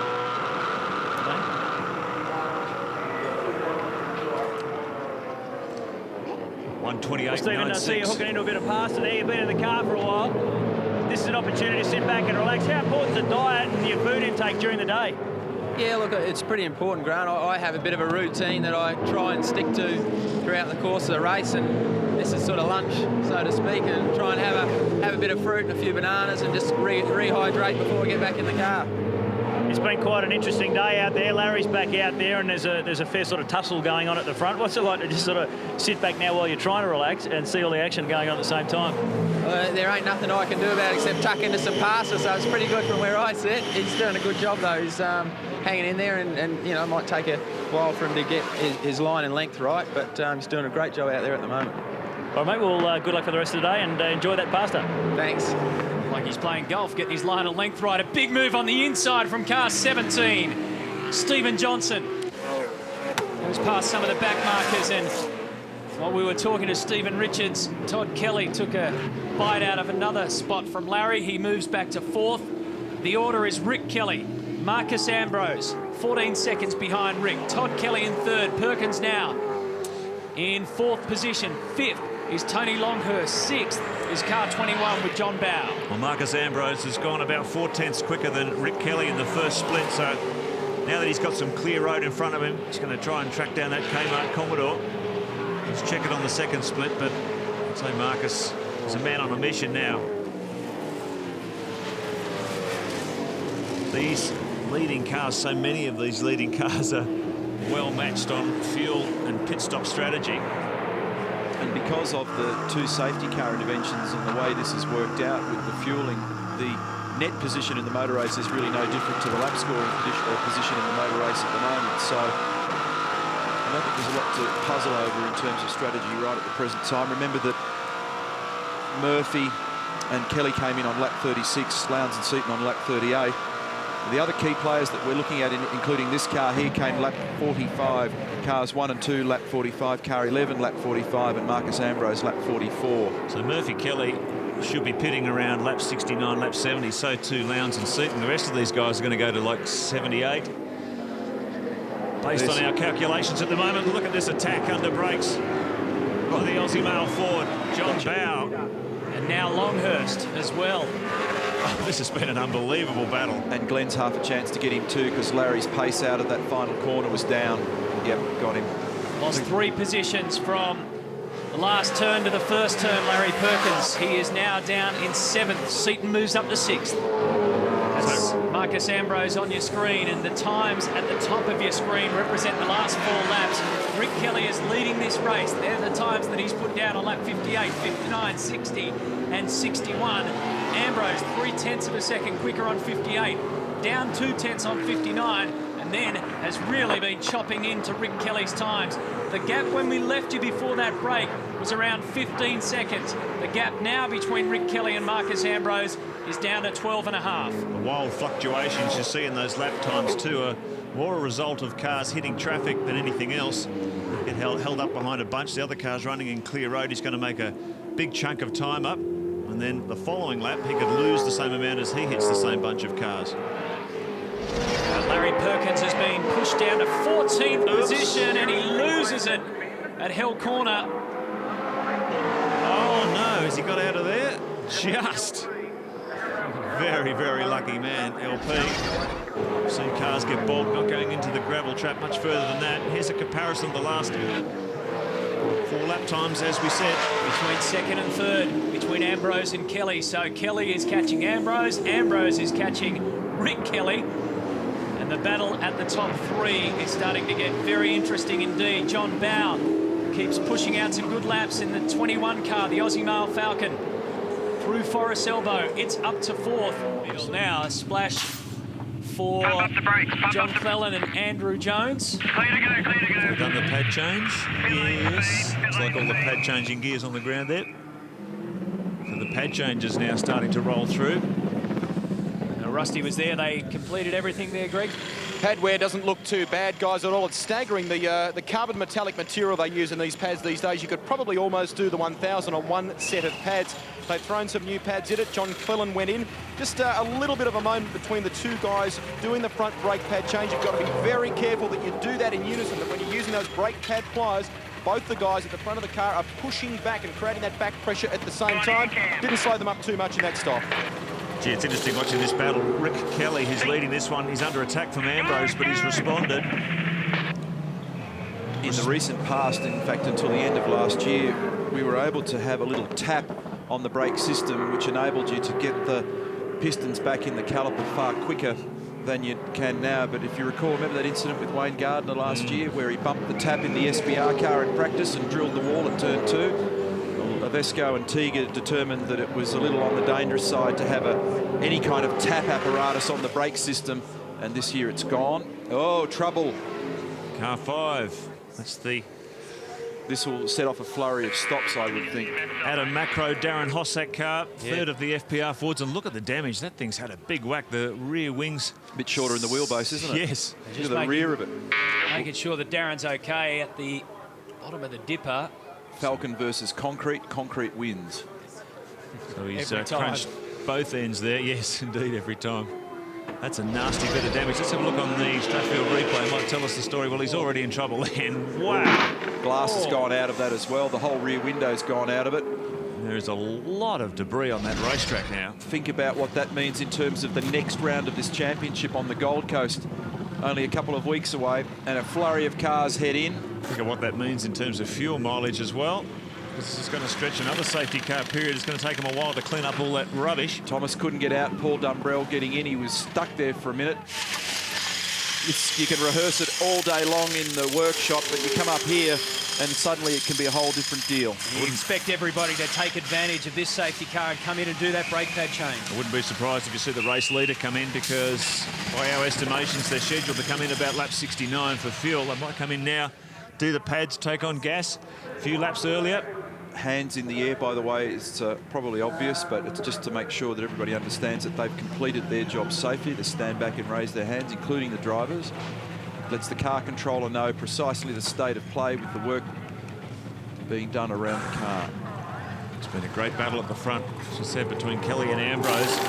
Kelly responded to Ambrose's attack. He took it back a second. 13.5 seconds was the gap before the safety car came out. Getting set up at Kmart Racing. I think Rusty's down there. Yeah, they sure are, Matty. Also waiting at Aussie Mail. That's a driver and a brake pad change. Now, car 34 is in here. They've changed. Whincup is out. Garth Tander is in. But to add disaster to this scenario, for some reason, the pistons inside the caliper have come back out after they've removed the brake pad. So this whole stop has really been slowed up now for Garth Tander. Murphy is in. Here we go for his stop. Kelly out. He's in. This will be a brake pad change as well. Rusty, are you telling me it actually popped the pistons out of the 34 car? That is correct, Neil. The pads had come out of the car during that brake pad change, and now they're madly using screwdrivers trying to push those pistons back and get in a situation where they can actually put fresh pads in. Oh, hell. Well, that's a huge disaster. Generally done if the driver bumps the brake pedal as he climbs in and out of the car or something like that. This is what generally happens. Hands up at Kmart Racing, and Greg Murphy will rejoin the race.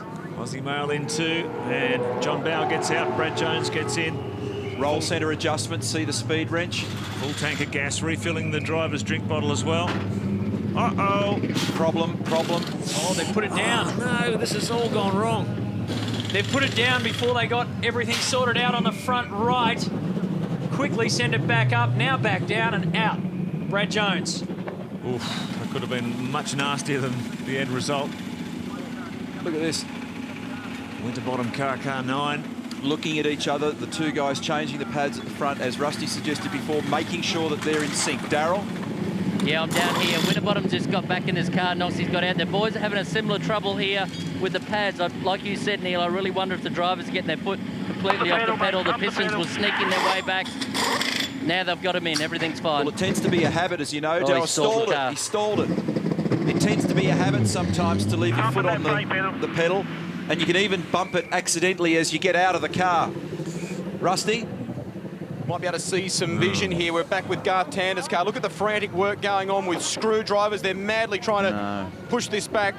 Huge amounts of time being lost here for Garth Tander. What was a fast car and in a very good grid position this morning. Boy, hasn't this gone pear-shaped quickly. Well, that relates to what Neil Crompton was saying before about a hydraulic tap which split the two systems. There's huge hydraulic pressure sitting inside that system. Got it in now, finally. And you try to push it back with screwdrivers. It's a long, painstaking process, and you can see the end result here. They've been there a long time. Now they can't get this wheel on properly. And this is the drama when they brought in the compulsory pad change. It adds another extra element of human. That's the reason it was added. Yep.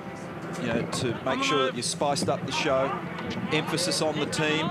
Massive pressure on the mechanics. Phil Curtis from Aussie Mail Racing said to me this morning, you just look at the guys' faces around here. Pressure and tension for everybody, and it's shared with the whole crew. Well, it looks like Jamie Whincup's had a bit of a... Well, remember, this was the he did actually hit the wall, was made with the wall at Forest Elbow. Yeah. They weren't sure whether he hit the wall, but he's glanced at a bit of force by the look of things. Oh, it's just a horror for them, isn't it? Look, they're going to have to replace the whole front spoiler assembly as well, apart from the ugly pad stop. Isn't it amazing here? You can just, this is what happens all the time at Bathurst. You have a car that's fast, it's up right on top of the bubble all week, and you get into the race and it all comes unglued. You have to run here all day, mistake-free. Everybody in every department in a race team, including the drivers, mechanics, engineers, everybody. And then you've got to get lucky breaks with garbage on the road and traffic and you name it. And look, it's got to be mistake-free. And there's obviously been an error made up the top.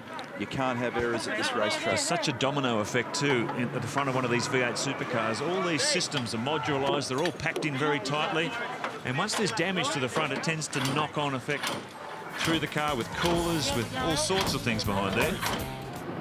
But, Kmart car has shown staggering pace throughout the day. It was interesting looking at the way Rick Kelly was able to build that 14-15 second buffer. Ambrose started to attack, but Kelly was easily able to respond. Here's his brother Todd Kelly, currently second on the road, sitting in the queue. One question I get asked a bit from time to time about these cars is, you know, what fuel do they run on? Expecting, often people think you're going to give them an answer, it's some super-duper rocket fuel, but it's actually a premium unleaded. It's Shell Optimax. It's control fuel for the entire field. And you'll need probably a whisker under 600 litres of it to get through this 161-lap race. Here we go. Our fourth restart. Down pit straight. Marcus Ambrose has the position at the moment. Todd Kelly behind him. A few lap cars sitting in the queue there. Tony Longhurst there is in third position. Then it's Seaton in the Cat Ford in 4th. Stephen Johnson, tell you what, that Shell 17 Ford is staying in this battle well and truly. Matthew White in the better electrical car in 6th. Magnussen in 7th. Every time you say that, I think to myself, why does he jump out of the commentary box? He's a man of many talents. I'm looking around for a raise. But this is a fantastic battle, and I'm sure Dick Johnson will be pretty happy with the speed of that 17 car at the moment. It's been well and truly hovering around inside that top 10. 2 cars have found pace in their most recent tests, and the 17 car and the 11 car have jumped up into the game at the right end of the year. So the Perkins car and the Johnson car that have been struggling a little bit in the recent past have certainly come good this weekend. Understand the car 6 is coming in. Glenn Seaton is about to hand over the wheel back to Craig Lowndes, and you can see just how much Greg Murphy has pace on board in car 51. It's bang on target, according to our Yes, Glenn, pit, mate. Pit this lap. strategy. Now, Sito's had a shorter stint because he's running a lot more green flag conditions. The car's used more fuel than it did when Craig was out. So Seaton bang on target here. That's because of the safety car interventions in that opening stint early in the race. It was pretty chaotic. Change. Glenn, make sure your driver cooling's out, mate, and don't forget to plug Glenn's Craig radio in. Oh, Cito, that was close, I tell you. See, that this is what they don't understand when they're talking to drivers on the radio. Quack, quack, quack, quack, quack. All that needs to be done earlier on the straight instead of when he's trying to get in the pit lane. Here we go. FPR crew go to work.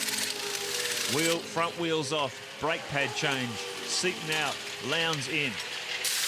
Everything going to plan so far. Look at the amount of things they've got to hook up on the drivers when they change seats. Seat belts, radio, filling her up with Optimax fuel, and they've run the car right down to the bottom of that tank run as well. Seaton out. And everything looking pretty good so far, just under 30 seconds. Very That's good stop. Pretty slick. We'll get a pad change away under 30. Radio check, Craig. It was all no fuss, wasn't it? Clear, clear, Desi, clear, clear. Not a lot of chatter, not a lot of screaming and shouting. Mate, thank you. Yeah, that was a good stop. Very well drilled. The drivers were in and done very early. You know, Craig was in and buckled up. Oh, the Bates car, the Noski racing car, looks pretty sick going up Mountain Straight here. That's dumping a ton of oil. Look at that pouring out underneath. Oh, he's got a flame out there too. That looks like a pretty terminal problem under the bonnet of Noski Motorsport Ford. How is he going to be able to make his way around? Neil Bates bringing it back. It's already patched up. Yike. Race tape all over the front of it, and he's doing his best to stay off the racing line. Everyone holds their breath when there's a car limping around this track dumping oil, because on so many occasions someone will get caught out by it and we have a shunt. Let's have a look at this on the replay, and that's where she's let go. Big trail of smoke. And up the top of the mountain, we've got what looks like the Young Lions. Yes, it is. Breed and Ricciardello. He's hit the wall there. Look at the damage on the front right. Yeah. Safety car will come out now. Full course yellows. So it will compress the field once again. Yes. Ambrose and Kelly have been having an absolute ding-dong at the front of this field. They never got more than half a second before the yellow flags came out. Let's see if we can... No, he's already hit the wall there. How many cars get caught out coming through Reed Park now? This is one of the trickiest, most decisive parts of the track. Yeah, it's happened further back up the road here. This is the aftermath. He's run it around the edge of the track. And it's just pulled up on the edge of the gravel down there. Pad stop now for the 17 car. You always hold your breath when they're doing these pad changes. There's so much potential for human error here. A car that's well placed in the race, one little hiccup. Fortunately, they're in a safety car period. And you can see they've got to use one boom, so the other car has to wait in the queue until the first one's serviced. Steve, pump your brake. So this one... Pedal, I've got a pedal. Okay, hold the green button for 2 seconds, please. Green button for 2 seconds. See, they've taken to queue their cars again. They did that earlier in the day. They feel there's less net time loss around a long circuit like this than getting in that safety car queue and having to wait to get back into the lane. Well, you compare 3 or 4 minutes. Just trying to calculate what the effect is of this on the 6 car. Yeah, when Craig Lowndes and Seaton did their changeover, Probably benefit of it, I think, but I'm just going to crunch the thoughts here. Watch your pit lane speed and pump that pedal up. heading towards half race distance. And yet another safety car. Now 1, 2, 3, 4, 5th safety car so far. I was going to say, by the look of things, the driver's still in the car. The Tony Ricciardello's at the wheel. They were running in 22nd position before he hit the wall, and he's still sitting in the car. So he's given it a really hard whack. The speed as they drop through that fast left-hander through Reed Park up toward McPhillamy.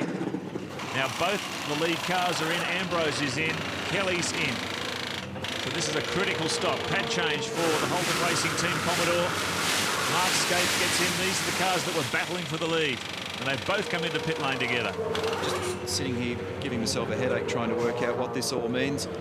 Let's go to Rusty first. The pads are out on the front right, just waiting for the guys on the left before they go right the way back with the pliers. It's taking a little bit longer on the left. Here we go. They got the nod. Both the guys nod to one another. It's away. Darryl. The Ambrose car in. Russell Ingles just jumped in the car. Slight adjustment again to this car, to the roll centre. Not that many turns like they had in the previous run. No brake pad change in this car just yet. They said maybe next stop.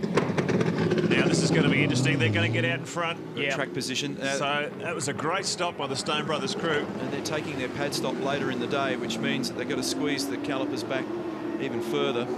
They'll squeeze the pistons back even further. Reset the fuel, Russell. Whether or not Lowndes makes an advantage out of this will be entirely dependent on where the safety car picks up the field and how it picks it up, and whether these guys were able to get in at full tilt or were they interrupted by the safety car. It'll play out. Ooh, that was sticky. This is car 2 now in for its compulsory pad change. And Jim Richards in the car. You hear me, Jimmy? Tony Longhurst just trying to help with a bit of a windscreen clean. But they're taking their time, doing it properly. A fair bit of pressure off because they're doing it under a full polish yellow. And that pump the pedal call comes critical. Look at the temperature in those brake pads. Quite literally, not only cook your breakfast, you could burn your breakfast on those. Have you got a brake pedal? Rusty? Well, Mark, you can actually see the way it's melted some of this material on the edge of the tarmac and the cement. Look at that. Look how hot those brake pads are. Yeah, it's burnt a hole right through the middle of the bitumen. Unbelievable stuff. Just grab hold of them and let us know how warm they are, Rusty. No. Under safety car conditions once again in the great race. They are trying to put an elastic strap attached to the throttle to hold it, to make it spring back after you depress it. John Bowe said it almost put him into the wall a couple of times because it wasn't springing right back and he couldn't get off the gas quickly enough. Well, the frustrating thing is, Billy, he said this car could lap a second and a half quicker if he wasn't struggling with this problem. Now, this is going to drop him right to the end of the queue, and hopefully they can get the car out before the safety car comes around. The worst thing they want to do now is go down a lap. So there's plenty of frantic work going on there to get him out before that car comes around again. Greg Murphy ready to pounce. That lap car in front of him. Audi safety car peels off into pit lane, and the lap car goes with him. So Murph's got clear road. He's going to lead the pack down onto the pit straight. Heading up to the control line. Takes the Trips green it over flag. now. Back to racing in the Bob Jane T-Marts 1000. Greg Murphy back aboard car 51. Stephen Ellery back aboard the Super Cheap Autos Ford. Mark Winterbottom now up to 3rd place as they head up Conrod's, up Mountain Straight, I should say, for the first time. Marcus Ambrose peels away on the right-hand side. And car number 4, Russell Ingles, is back behind the wheel. It's been a really good job by Winterbottom and Noski to get themselves up into such a competitive position. Each one of these restarts is another opportunity for things to go wrong, though. The tyres have cooled out, brakes have cooled down, minds have cooled down. And if you go back through the history of this race in the recent past, Mark, you'll see that it's in these next few laps when the cars are all, in a sense, artificially put back together again, when it all gets crazy. They've got to sort each other out again, you know, sort the quicker cars to the top. They get tangled up with the slower, medium speed cars, and that's when all the craziness unfolds. In this sort of track condition, how long would it take? How many laps before the car is truly back to its optimum racing situation? Oh, probably one good hard lap if you get a good clear run on it, maybe 1.5 laps. Doesn't take long for everything to come back to normal, but the big area of caution is probably the first half lap after the restart. And we saw that great shot early when John Bowe had the rears locked up going into turn 1. And, you know, all of a sudden you lean on the car like you have on all the previous laps, and it just doesn't have the grip. You can't pull it up. It doesn't load itself nearly as well in the middle of the corner, nor will it put its power down. Little blinker indication then from car 10. Russell Engel just to let Rusty go by. Yep, that takes up 9th spot for the enforcer. And here comes the Holden Racing Team. Commodore Scaife right behind him, making up big positions. So he's up behind the Pertec Ford now. Simply mind-blowing, the speed that they take into that chase. Murphy, Ellery, Winterbottom, Ritter up to 4th, pretty handily placed in that Team Brock Commodore. Radicic in 5th, Dumbrell in 6th. Larry in the 11 car, Russell. Larry in front of you. And you know how much they love each other. Yeah. The SBR boys just letting Russell know that his former team boss, Larry Perkins, is actually in control of car 11. And here's Mark Scaife, who's at the tail of the top 10. He's behind Ingle. Perkins in 8th, Ingle 9th, Scaife 10th, Lowndes 11th. Dean Canto is at the end of this 5-way battle in 12th position. And LP shows no signs of giving in. Oh, Stephen Johnson, 17. car 17. Now, that's just coming out of the Ford cutting. He hasn't made it to the top of the hill, and he's going to try and back it into this gap in the wall. Last stop for that car was lap 75, so that's only recently been in. And she is kaput, not even running. The next issue with that group of cars that we were looking at is that they're catching up to another pack of slightly slower cars. Here they are here. There's Magnussen, Manassian car, McConville and so on, and that'll further put some anxieties into this little group here. Well, this is the lap. This is the story of the lap times. Murphy's done a 2:10.8. He's leading this one. Ellery a 10:7. Winterbottom a 10:7. They're all fine. You go back behind Radicic, and you get behind Perkins, and they're all 12s. So this is a great buffer for Greg Murphy. He's just sprinting away at the front. Well, if you've ever tried to steal a bone from a cranky old dog, then you'll have some idea how Russell Ingall, Mark Scaife, Dean Canto, Craig Lowndes and even Brad Jones now are feeling behind Larry Perkins. He is shutting them down in the Bob Jane T-Marts 1000, and they're about, in terms of track position, 8 seconds behind the car in front of them, Paul Radicic. A couple of very notable performances here. I might mention Paul Dumbrell. Larry's second car has slipped out of the group of cars in front of this mob here, so we're not sure what the problem is there. We're chasing that up for you, but the top 5 is Murphy, Ellery, Winterbottom, Ritter and Radicic, and then we've got this freight train at the head, headed by Perkins. Now Dumbrell's back in the pits. What a shame. We saw the car limping up Mountain Straight. He was running in 6th position. Excellent 6th outright. And I believe they're going to do a pad change. Grant Kenny's there. They are indeed, and I've just spoken to Thomas Mazera. He is unsure of the problem. He did say that the car they thought had hit something. Now, what's interesting is that they're all of a sudden, as the car was sort of making its way down here, Thomas suddenly jumped up and is now throwing on his helmet and getting ready to get in the car. Paul Dumbrell is now out of the car, but they have shut the car down. So I'm not quite sure at this stage the extent of the damage. Oh, what a shame. You can see the contact there on the bodywork. Let's have a look at the replay, and we might be able to unlock the mystery here. There's the Thexton Voigt entry. Oh, no. Car 99. Oh. That doesn't look like it's enough. There would have been enough damage to stop the 8 car. You can see where they've rubbed. Not quite sure if that was what was the situation. Anyway, we'll Paul, find out. Bad luck there, mate. What happened? Mate, I guess, you know, what happens here at Bathurst, you know, have a fair few slower cars, and David Threkston, we followed him for nearly a lap, who's holding us up, and unfortunately he just, you know, just moved right over and crashed into me, which is a shame because our car was running really, really well today, and Thomas was going to jump back in and do a good job. You were going well. What's the extent of the damage? Have you been able to assess that yet? We'll be in the pits for a little while, unfortunately, but you know, unfortunately we'll just have to watch the number 11 Castrol with Larry and Richard. Hopefully Repco will win this today. There's a lot of work going on in the wheels. What did it feel like? Something in the steering?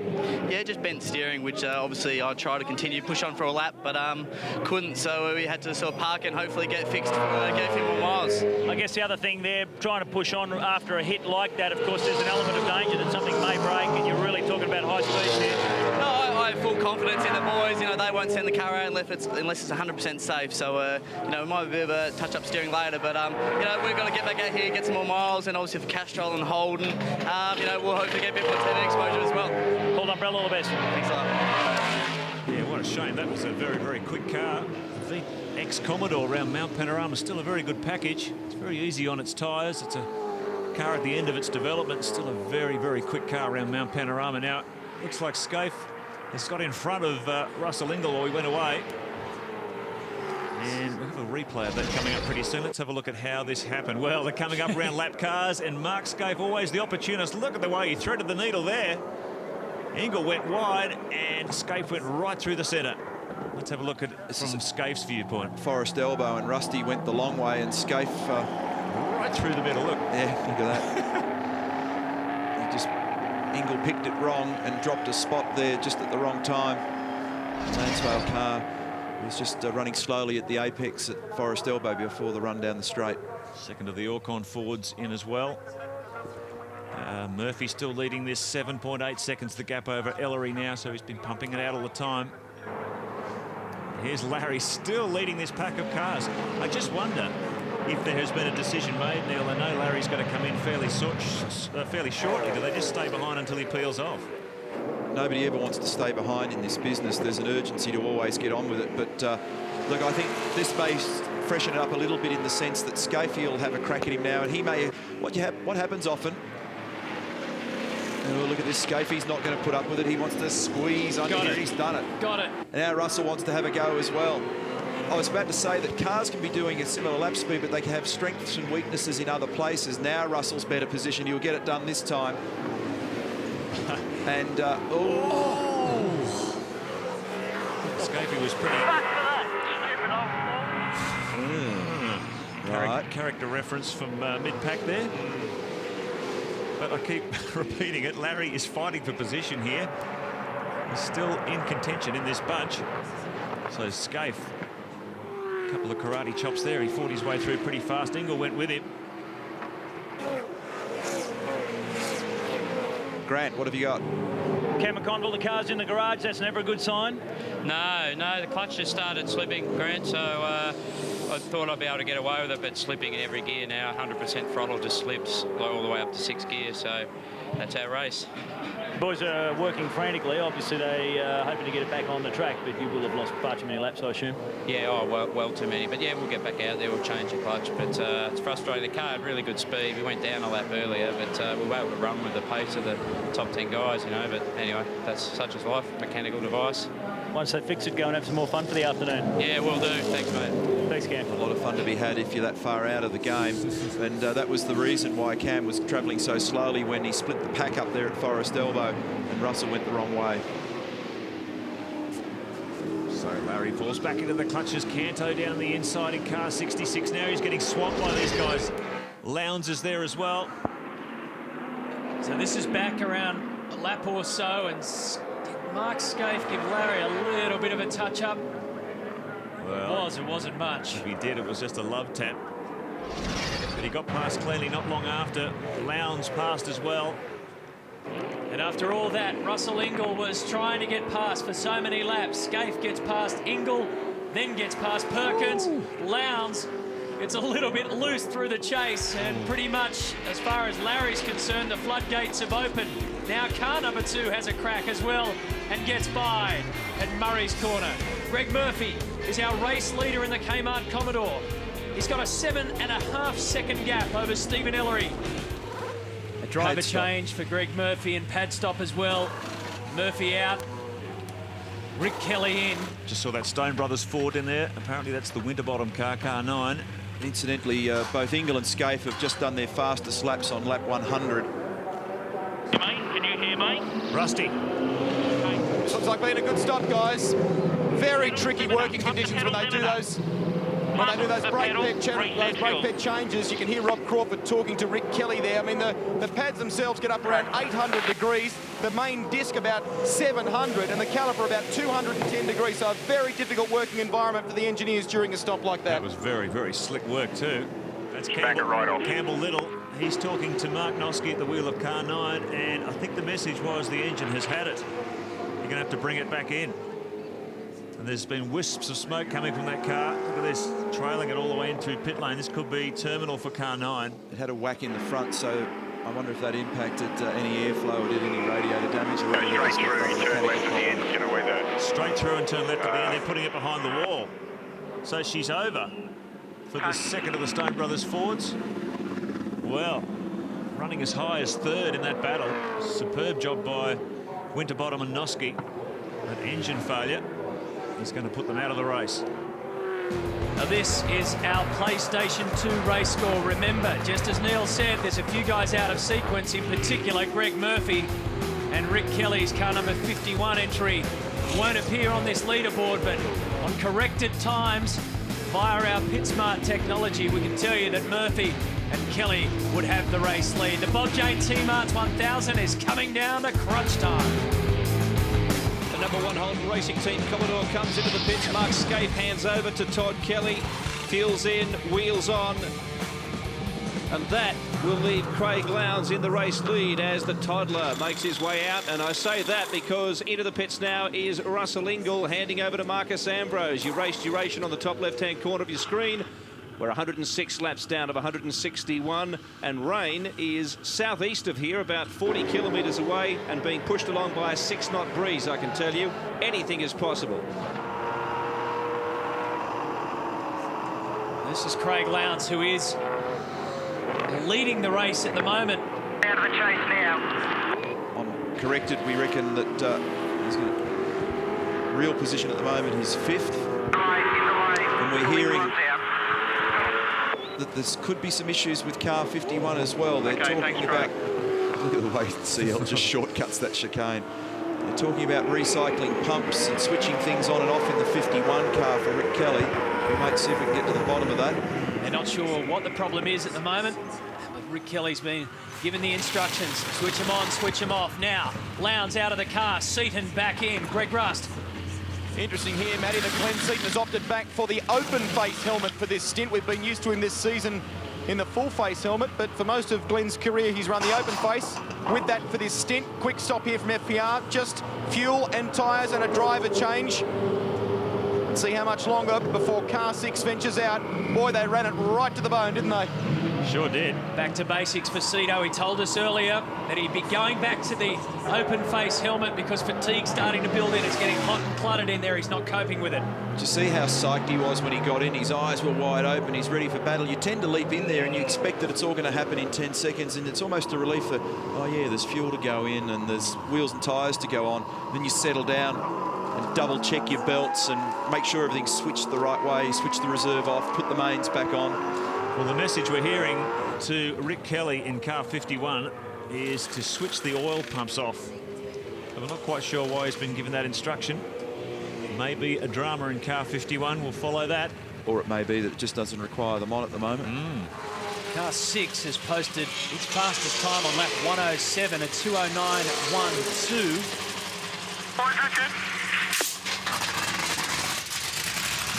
Pump your brake pedal, Warren. Pump your brake pedal. Got a drama. Green button for 2 seconds, please. Reset your brake balance and reset your bars. Over. That's Lee Geyer, Chief Engineer for car 17. And they're still trying to keep this car going after that electrical drama put them out of contention. Great shame because the Shell 17 car was a real hard hitter this weekend. Find out what's happening at Kmart, car number 51. Rusty, can you enlighten us? Well, I can, Matty. The team don't seem too worried at this stage. The explanation I've been given is that they were just telling him to pump some of the oil from the catch tank back into the main tank. With some of the high G loadings they get around this circuit, invariably you get a bit of spillover from the main tank into the catch tank, just to make sure that there's enough main oil circulating through this car. They've just got him to pop the excess back into the main tank. Rusty, while you're there, you might want to ask him why the lights are flashing on and off on the car too. Just noticed, picked up that they're flashing on and off as Rick drives around. Stephen Ellery was in second place when he entered the pits and handed the reins to Luke Youlden. It was a 30-second stop. They've had an ongoing problem making sure that front spoiler was secure. Race leader Greg Murphy pitted on lap 103. Handed over to Rick Kelly, who's aiming to become the youngest ever Bathurst winner, and a pad change as well. Noski and Winterbottom out of the race on lap 104. And it's a shame because that'll be one of the most notable performances of the weekend for the two young drivers. And after setting a new lap record, Skate pitted too and handed over to Todd Kelly.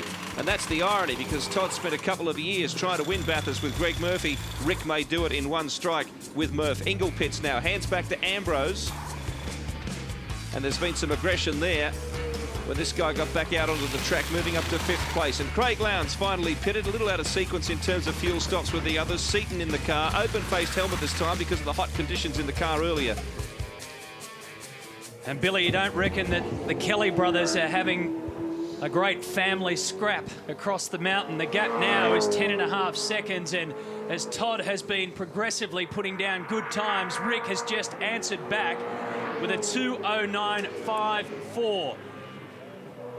Versus Todd at 2:09.8. Both Rick Kelly and Luke Youlden, who's third at the moment, are being coached by their respective elders. So Greg Murphy's been on the phone to Rick saying, come on, sneak it along. And Luke Youlden's got Wally Walburn pushing him as well, saying we've got to give Steve Ellery every opportunity to be in a position at the end of this race to strike. It's amazing, we see this quite often in the 1,000k race at the mountain.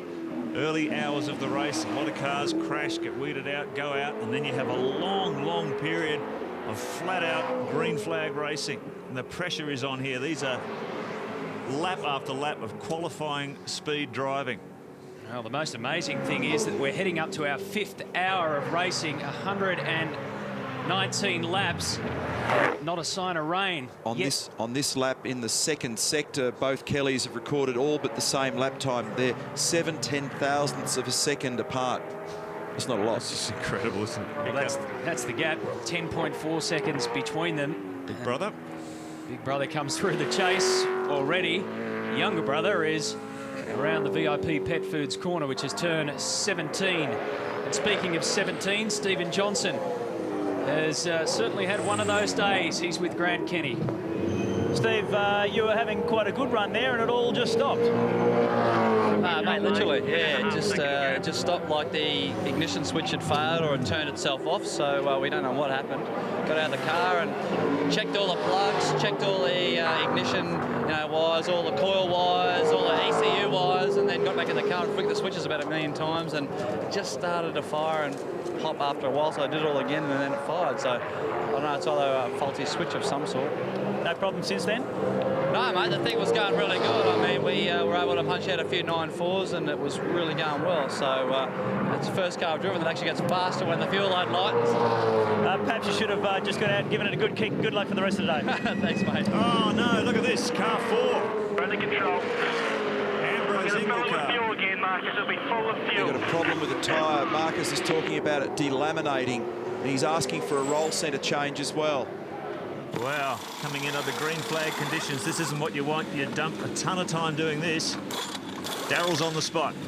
Yeah, guys, I've watched them come in here. There's actually the right front tyre there. There's a shot of it. It's actually really delaminated a lot, Neil, and the same with the left front as well. But there was talk initially here that some of the tyres that had been roaded earlier on, say this morning when temperatures were lower, and they'd only done 1 or 2 laps, and Dunlop guys felt maybe that would be something to do with it, so we'll keep an eye on that. Effectively, that's these blokes out of the game, isn't it? It's going to hurt, unless it's a safety car. They've dropped a ton of time here.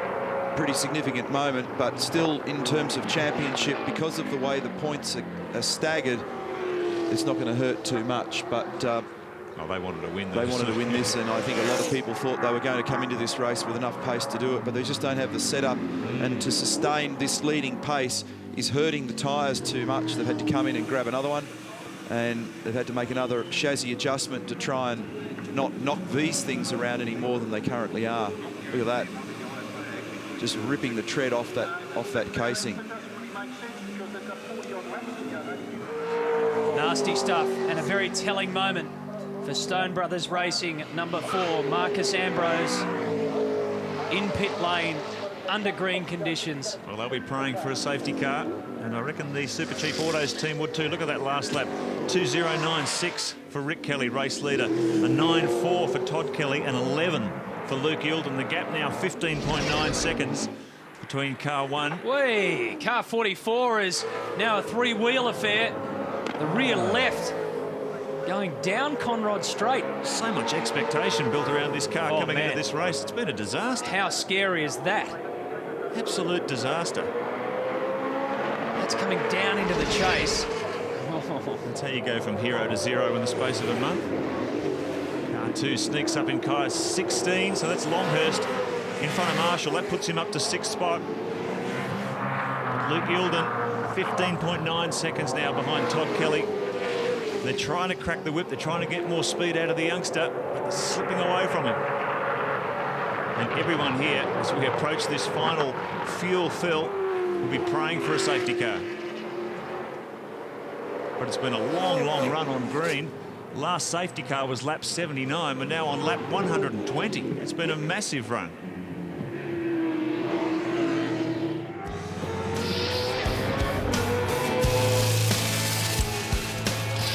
Here we go. We're getting set now for the sprint to the line. The Cat car comes in. FPR's best performer this afternoon. Glenn Seaton hands it over to Craig Lowndes. The wheels go on. The fuel goes in as accurately as possible so the car can be as light as possible. Mind you, it'll be pretty much a full tank for this last run to the 161st lap and the checkered flag. Also coming in is the race leader, and it'll be Rick Kelly handing over to Greg Murphy. Here we go. Rick has done a pretty good job out there, although his brother Todd has cut the margin down at this point to just over 6 seconds. They are yet to come into the pits, the Holden Racing team. So when all this is shuffled down, it'll be Murphy versus Scaife in the run to the line. Clean the screen if we can. Slowest thing here, Billy, will be the refuel. They've got to fill that fuel tank full of Optimax for the last time today. And that is the longest process.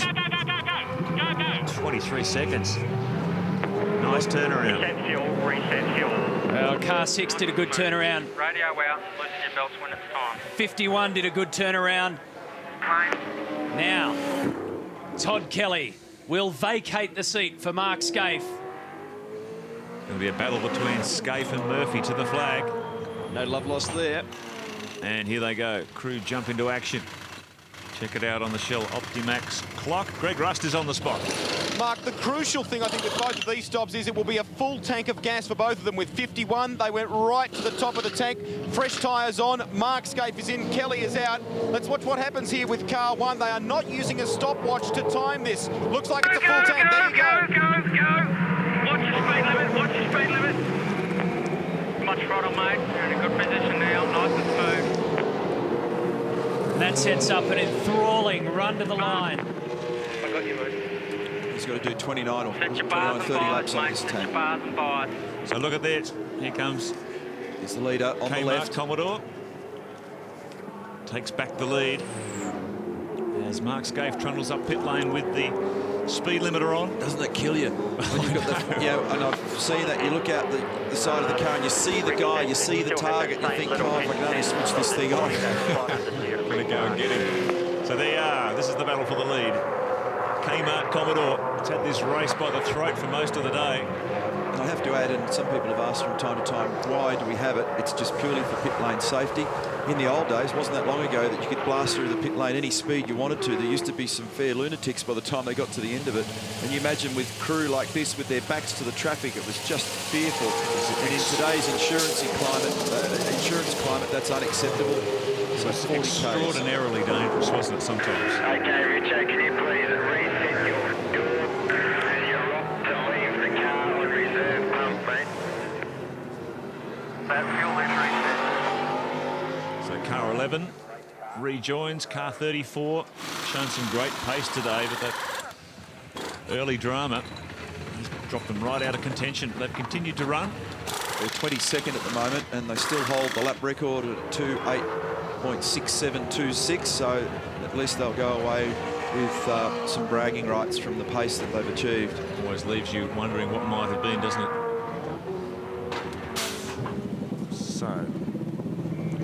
What's your pit lane speed, GT?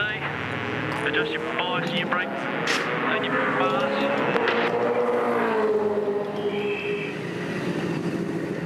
So it gets back into the action. And we're settling down to a fight now between Greg Murphy and Mark Scaife to the flag. Oh, car 21, the Aussie male entry with John at the wheel, and loops it around at turn 1. They're technically not supposed to touch those yellow things, but I don't reckon Bondi or Tim are going to be too worried when you're back over them like that. It's coming out of the pit exit as car 11 sweeps through. Tony Longhurst is out of car 2. A refreshed Jimmy Richards gets in. Tyres already on. Good slick stop for car 2 here for the Holden Racing team. And again, looks like a full tank of gas for these guys. 27 laps to go, Rusty. 8.4 seconds the gap between Murphy and Scaife as they came across the start-finish line. This should be an absorbing contest. Who's got the speed now? That's another 167 kilometres worth of driving to the finish line. 8.4 seconds. Speed, mate. Watch your speed. Between first and second place. All the pit stops are over now for those leading 2 cars. So it could be a nail-biter. After all the shuffles, all the pits coming into account now, the PlayStation 2 race score is just simply flat out. Murphy versus Scaife versus Jones and Bow. Richards and Longhurst, Ambrose and Ingle, Lowndes and Seaton make up our top 6. Ellery and Youlden in 7th. And Stephen Johnson and Warren Luff go through their final change. Pump your brake pedal, Stephen, and hold the green button for 2 seconds. Reset your brake balance and anti-roll bars, and just make sure your drink bottle's connected. Over. 10 cars, 11 cars on the lead lap. The gap between first and second is 8.4 seconds between this man, Murphy. He's been much faster, almost 7/10 faster on the second split at the top of the mountain. So we'll check this as Murphy comes across the start-finish line to commence another lap. See what the gap is. It was 8.4 last time around. Well, Murph goes across the line. Now, Scaife. John Bow, a lot tangled up, in fact. Now, I was looking at that shot of Scaife coming up toward the cutting. I thought there was some damage on the left-hand door. This is where it happened. Look, got a big dent in there. We've been going now for 5 hours, 32 minutes under race conditions. Mark Scaife's back door keeps flipping open. He's trying to chase down Greg Murphy, who started from pole position and is now in sight for his 3rd Bathurst crown. Can he put Rick Kelly on the podium as the youngest ever winner? We'll find out after this. Well, it wouldn't be Bathurst without some late technical drama, would it? Last year it was plastic bags. This year it's the left rear door on Mark Scaife's Holden Racing Team Commodore. While that door is flapping open, it may well be closing on his opportunity to win a 3rd consecutive Bob Jane T-Marts 1000. He'll have to pit or possibly face a black flag. And this is a nightmare for Holden fans and, of course, the team itself. While this man, Greg Murphy, is tucking into some pretty neat lap times and has a 12-second margin. Oh, he's got his head down, Billy. He's just on a 10 neat. 9.3 for Scaife. The gap 11.3 seconds. And we might have an update on the situation with Scaife's flapping door. Let's go down to the pits. Mark just followed Jeff Grech up to Paul Taylor and the Avesco officials that operate pit lane here. Jeff's obviously, you know, concerned by the fact that in that incident between John Bowe and Mark Scaife, it's broken the lock on that rear door, so it's just flapping on its hinge occasionally.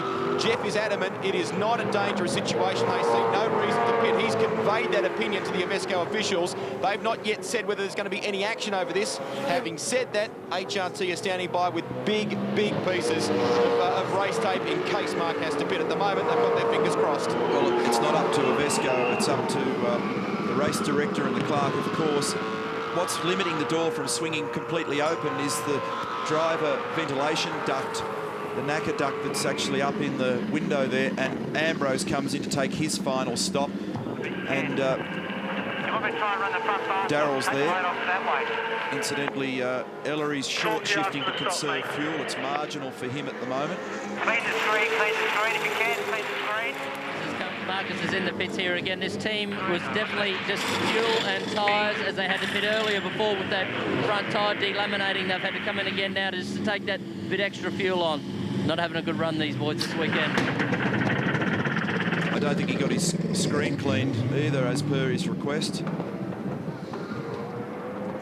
And it's hard in the late afternoon here when you head up to the cutting, the sun gets right in your eyes, and if you've got garbage on the screen, or did he get it cleaned? I'm not sure, I didn't see it, but that's knocking him around here.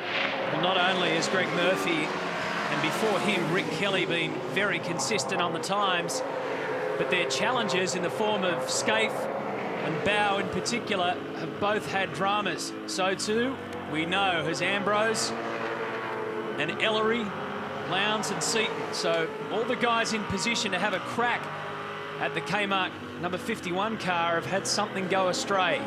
And remember at the top of the show, Matthew, we said, well, can Greg Murphy get through a big day without being a trouble magnet? Well, the answer to the question so far is yes. There's 21 laps to go, and it's everybody else that's been attracting the trauma. Good chance of Craig Lowndes and Glenn Seaton getting on the podium here this afternoon. John Bowe is currently running third, 4.5 seconds behind Scaife, but he has to make a final stop for fuel.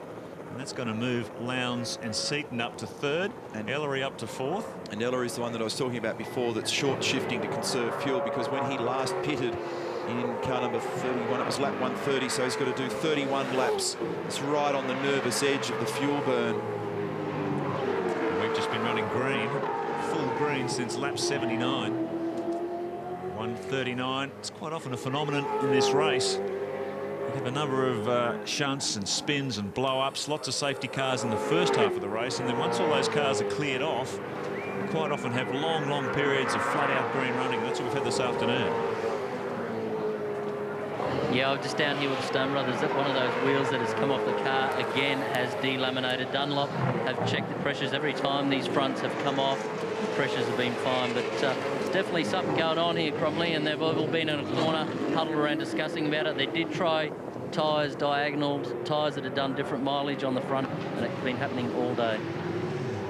Just spoken to the officials again in pit lane here, and the word is they will just continue to monitor the Mark Scaife situation. No, I guess, judgments of any kind at this point in time. Also, because John Bowe is having difficulty here in the Aussie Mail team, they've resorted back to the old pit board.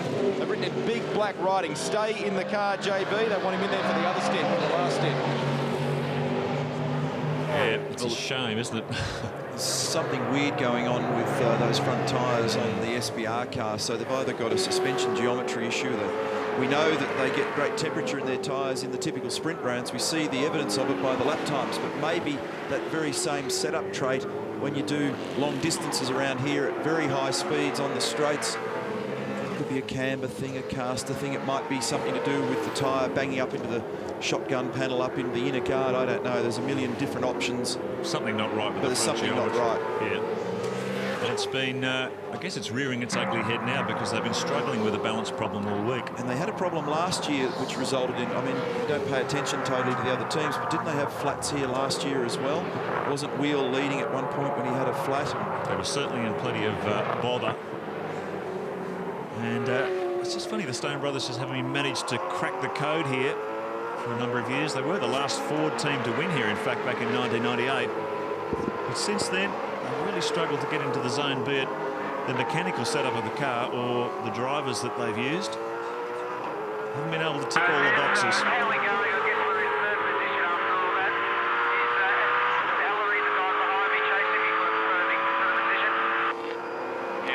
Mate, we'll be third because Bowie's going to have to do another stop. Craig Lowndes cruising along there, elbow resting on the door, a la Peter Brock. 10.3 on his last lap, Ellery 10.6. Steve Ellery still doing good times, given that he's in semi-conservation mode. He's just taking a couple of hundred revs out of the shift. And there's Marcus, who's dropped to 9th after that stop. Remember, the point score favours survivors. And the winners in the 2003 season, first, second and third, don't really get as much of a yield as they have in previous years, thinking about the contribution these points will make to the championship, including this race. There's 6 races to come. The next one's up at the Gold Coast. And then Marcus, that's Ritter behind you. If you want to let him go, just let him go. We've got to look after these tyres and get to the finish, mate. So might want to knock the pace off a little, make sure we get to the end without having to stop again. There's 16 laps to go now, Billy. And around here, that's a touch under 100 kilometres worth of racing to go. These guys are racing for position too. This is the fight for 5th. John Bowe, he's had Stephen Richards climbing all over him in the Castrol Commodore. Look how close they are as they come down Conrod Straight into the chase. Hard under brakes into the left-hander. Richo attacks on the outside. Bowe driving defensively. Has not provided an opportunity for Richards. And it's been getting pretty hot and heavy, let me tell you. And early in the day, race control won't tolerate too much defensive driving, but late in the day, all bets are off. And, you know, Richo's... Well, you can yell and scream all you like, but John Bowe taking a conservative line down the inside. They are fighting for position here. He's going to use every trick that he knows. I believe Bradley Jones is joining us now. You there, Brad? I certainly am. JB's pretty good at making this car wide at the right time of the day. Two pretty difficult guys to pass out there having a dice at the moment.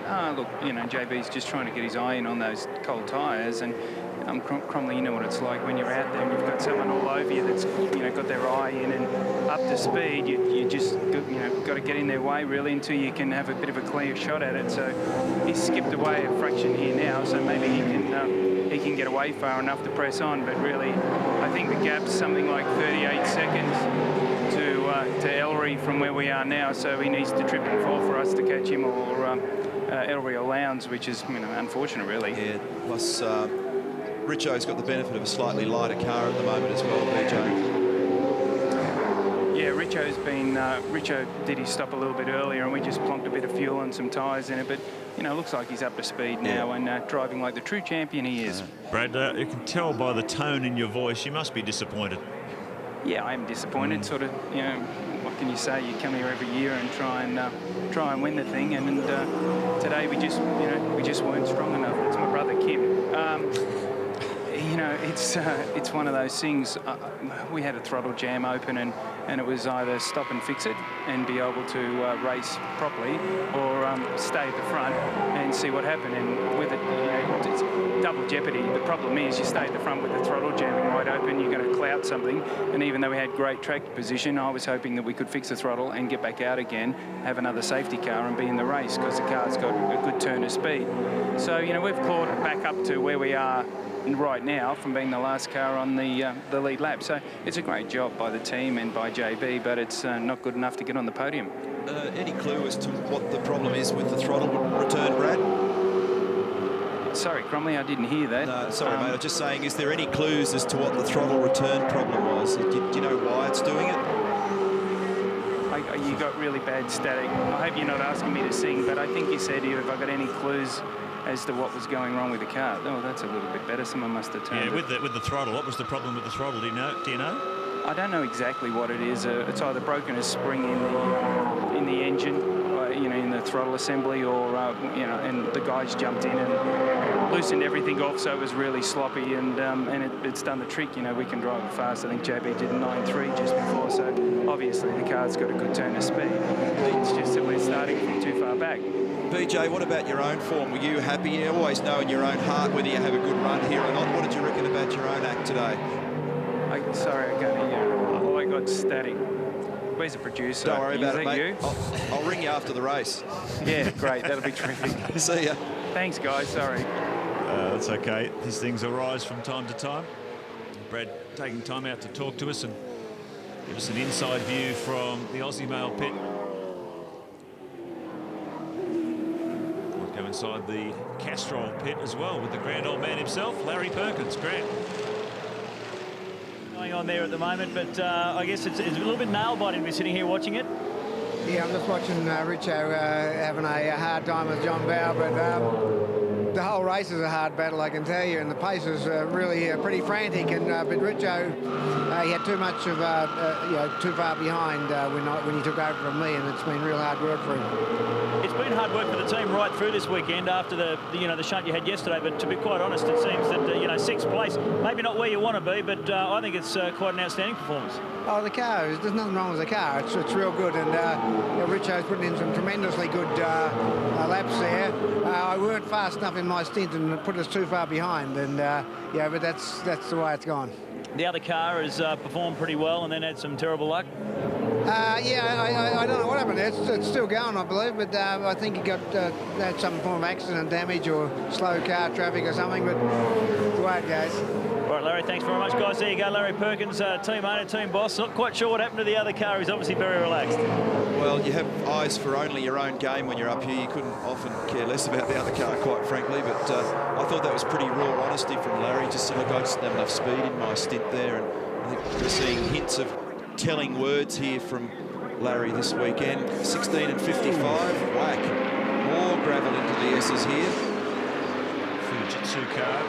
It's the Fernandez entry. Let's have a look at this from the front view. And I hope this hasn't upset the 16 car too much. I mean, it's got a fairly sizable dent in it now, but these guys have been putting in a good performance. Greg Ritter and Marcus Marshall, they're in the top 10. The leading and surviving Team Brock car. Well, we're hearing there's some complaints coming from the FPR garages about the fact that Mark Scaife is being allowed to continue with the door flapping in the breeze. More from the pits. Well, Mark, I think it's also coming from the Aussie Mail crew. We're down here with John Russell, the team boss at Ford Performance Racing. How would that help you, and what's your take on it?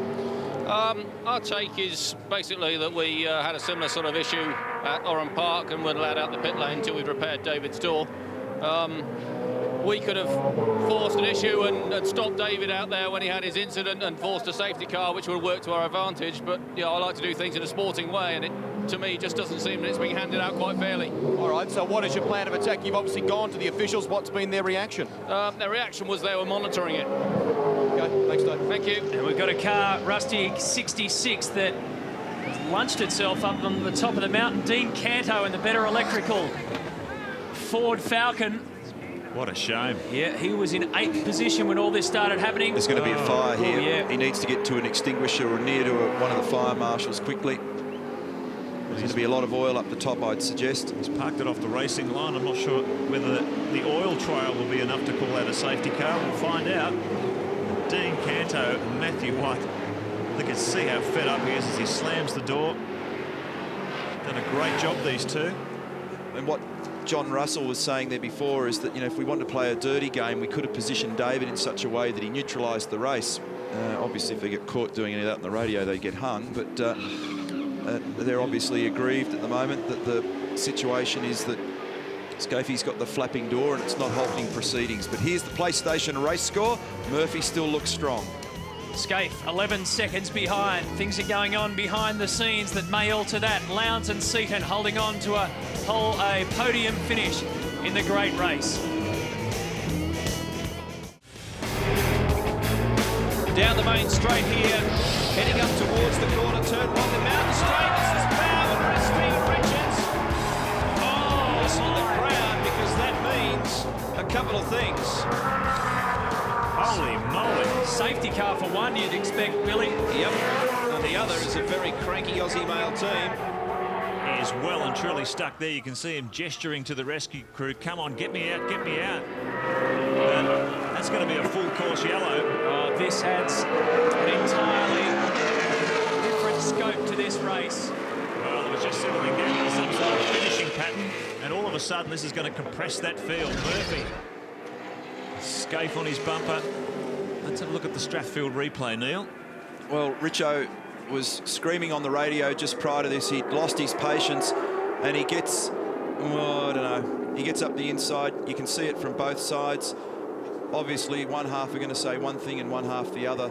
The stewards will look closely. That's the angle, actually. I'd like to see that slower to see how far up the side Richo got. And these two will obviously blue about it, and neither party's going to be happy. Here's another angle again. We've got lots of angles of this. Early on, it looks okay, but was he far enough up the inside at the critical point?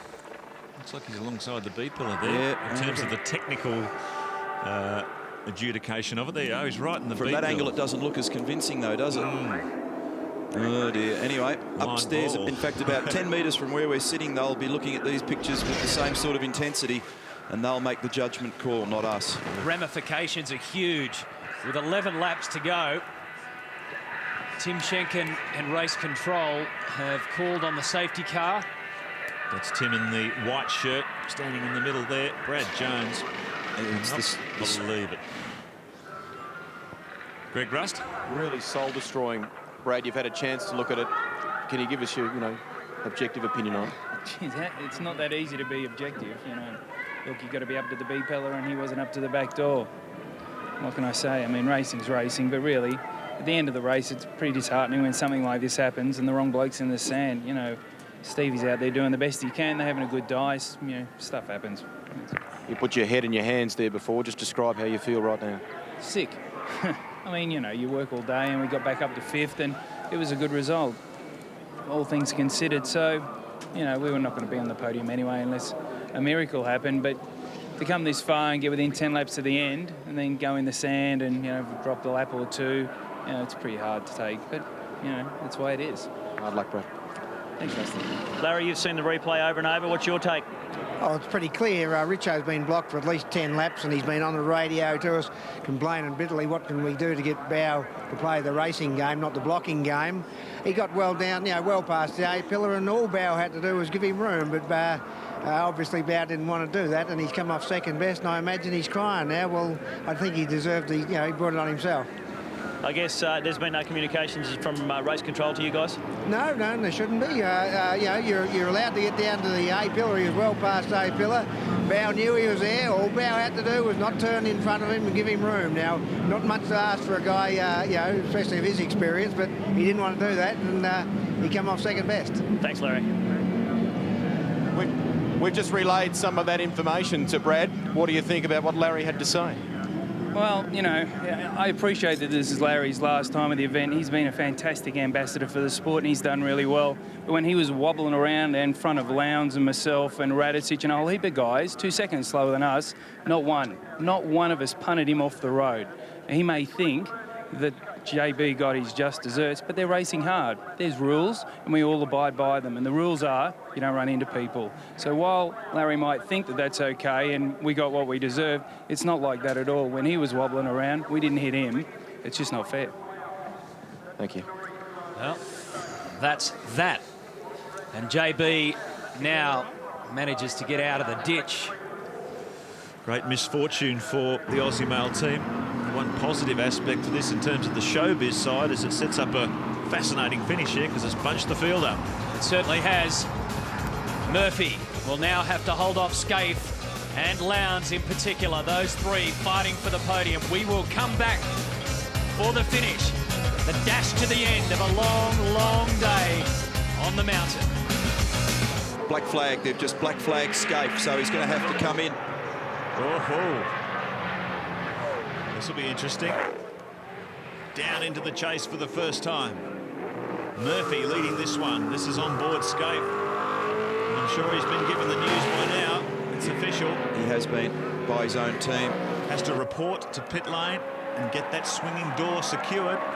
And he's gone past the pit lane entry. He's going to discuss it more with his team.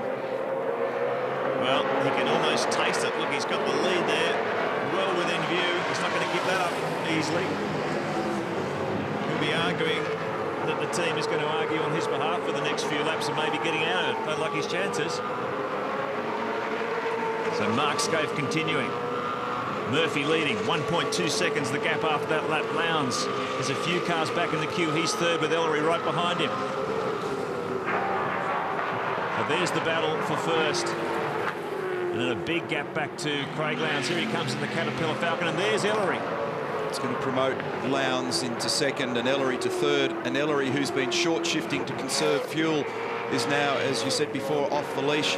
And he can go after Lowndes. He's had great car speed. In fact, if anything, he might have had a bit more than Lowndes. Has he got enough at the right end of the day? So good to see this team stepping up to the plate at the right time of the year. There were rumours that Super Cheap Autos may have been taking their money elsewhere. But the performance of this team at Sandown and Bathurst, head and shoulders above just about everyone else. It's been an outstanding comeback. Single car operation based in Queensland.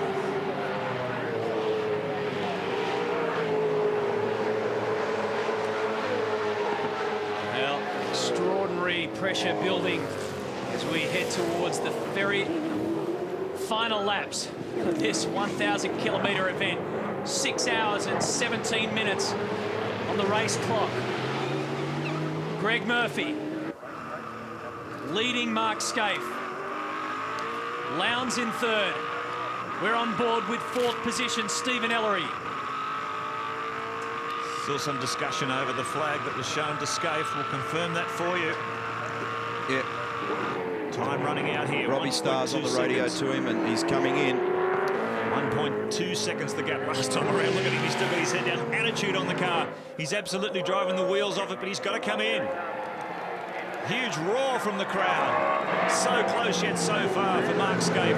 Aiming at the hat-trick in 2003. Look at that door swinging. And the Holden Racing team crew will be ready with the magic tape. Slap it over that seal and get this car back into business, but his crack at the lead has gone. That's all it needed. Well, it's all over in terms of the winner, provided Murphy gets it done now. Greg Rust. Let's try and have a word to maybe Jeff Greg about this. Mark Scaife was shaking his head at the wheel at the time. Jeff, what is your take on this scenario? What do you think about it?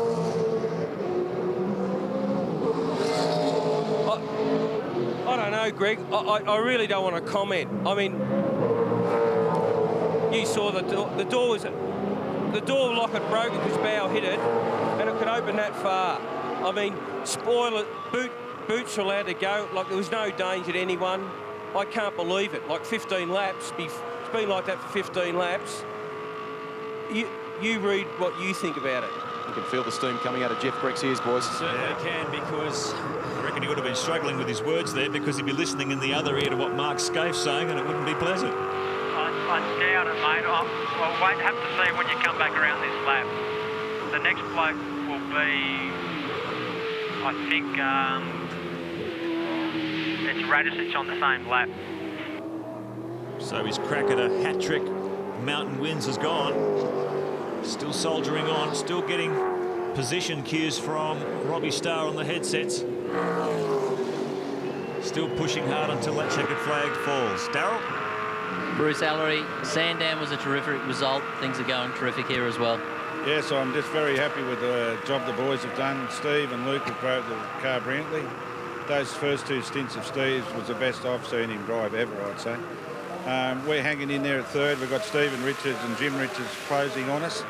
So let's see what happens. But whatever happens, I'm just so proud of the lot of them. Are you surprised with Scaife's incident? No, I'm not. If it had been us, we would have been in 10 laps ago. Thanks, Bruce. Thanks, Darryl. Well, the Mark Scaife ruling was a steward's decision, and they deemed it to be a dangerous position once the field closed up under that safety car. Mate, you've got to keep the intensity up. The Richos are doing mid-nines behind you. You've got to keep the intensity there. Explanation. In real terms, it means this. Greg Murphy is 7 seconds clear of second place, which is now Craig Lowndes.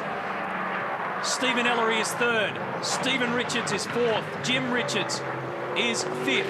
Ritter and Marshall are sixth. Ambrose is seventh on your PlayStation 2 race score. Then it's Radisich, and Scaife drops back to ninth position.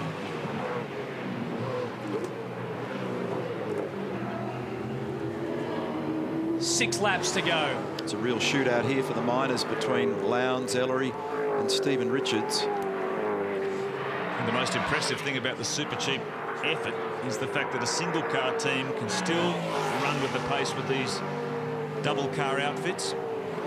It's not an easy job going testing with one car. You're only getting one load of data. But when you've got 2 cars, you can double your testing rate. So the fact that they're running this strongly all day with these multi-car operations, I think they deserve a big pat on the back. And they've taken a big step up at the right end of the year. Ellery's been complaining a little of a vibration from the front right tyre, which was what Marcus Ambrose was saying earlier as well. So even though he wants to push, he's probably in semi-nurse mode in the places where there's peak lateral load. He wouldn't want to be dropping the car in too hard and too fast at Reed Park at the moment. Craig Murphy is 7 seconds up the road.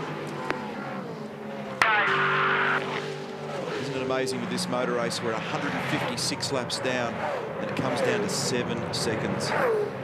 Different drivers, different technicians behind the scenes, different engineering philosophies. It's so close after such an intense motor race. I hand it to the boys at FPR, running 3 cars this weekend. The other 2 haven't been so fortunate, but this Caterpillar car has not only been reliable, but it's 2 drivers, one of the most gifted driver combinations you have in the race this weekend. Glenn Seaton and Craig Lowndes have lifted the performance of that car and the team to find themselves in such a strong position. 2nd place within 7 seconds of the lead of this motor race. Stephen Richards was 2/10 quicker on that lap than Stephen Ellery. There's the gap, and there's the gap back to Jimmy Richards behind Stephen. It must have been a bad segment in the middle of the day for the number 2 HRT car, and there's nothing obvious in terms of its pit stops. They may have had a slow stop or just a sequence where they were buried in traffic, but earlier in the day I thought they were well positioned, but they've ended up without good track position at the end of the day despite having pretty good car speed. Stephen Ellery's got to watch his mirrors here because Richards is gaining on him very, very quickly in car 2. This is the view from the Castrol Commodore, and there's the Super Cheap Autos Ford just in front. Changing up from 3rd to 4th on the way into Reed Park. It's 175 k's, 200 here. Oh, look at this, he really is catching him, Crompton. Pushing hard, 4th gear, big run towards Skyline, just onto 220 k's when Richo grabs the brake in 3rd gear. 2nd gear through the S's and on the way to the dipper. Yanking speed off the car, 85 k's at the apex at the dipper. 2nd to 3rd, it's 145 k's. Back to 2nd for Forest Elbow, and this run down here is sensational. This is the real hard grind end of the day, isn't it?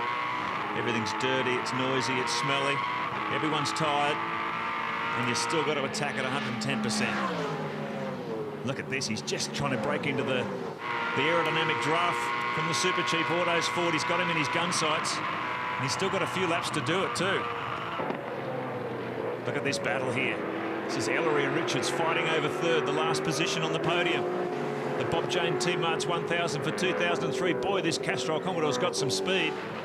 He is really closing in on the back of the Super Cheap Ford. Stephen Richards, not only a 2-time winner here, but makes regular appearances on the podium.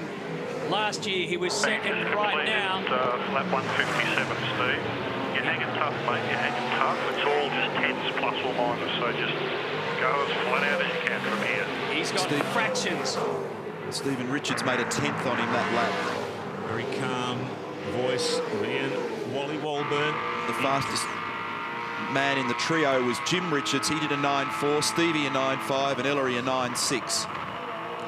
I'd say Ian Walburn, who is team manager, chief engineer of the Super Cheap Autos team, just talking his driver through, trying to keep him calm, encouraging him every step of the way. And he's got a hell of a job here. He's got his mirrors full of this Castrol Commodore. He's going to be under pressure in a tick, isn't he? He really is. Look at how quickly Richo's managed to close that gap. Luke Youlden held on under pressure circumstances at Sandown. Now it's Stephen Ellery's turn. Ellery's going to dig deep here. 52.55 for Ellery. Richo 52.50. It's 190 k's across the apex of that turn there at McPhillamy. Back to 220 here on the brakes as they slither down through the S. It's initially 165 k's and the speed comes off and off and off and off.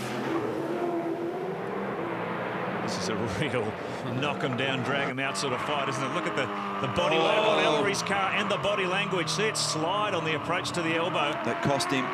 He's used up a lot of the rubber on this car. I don't think he's got much left. That car has been stepping out on a few corners. He's really using up everything it's got and then some.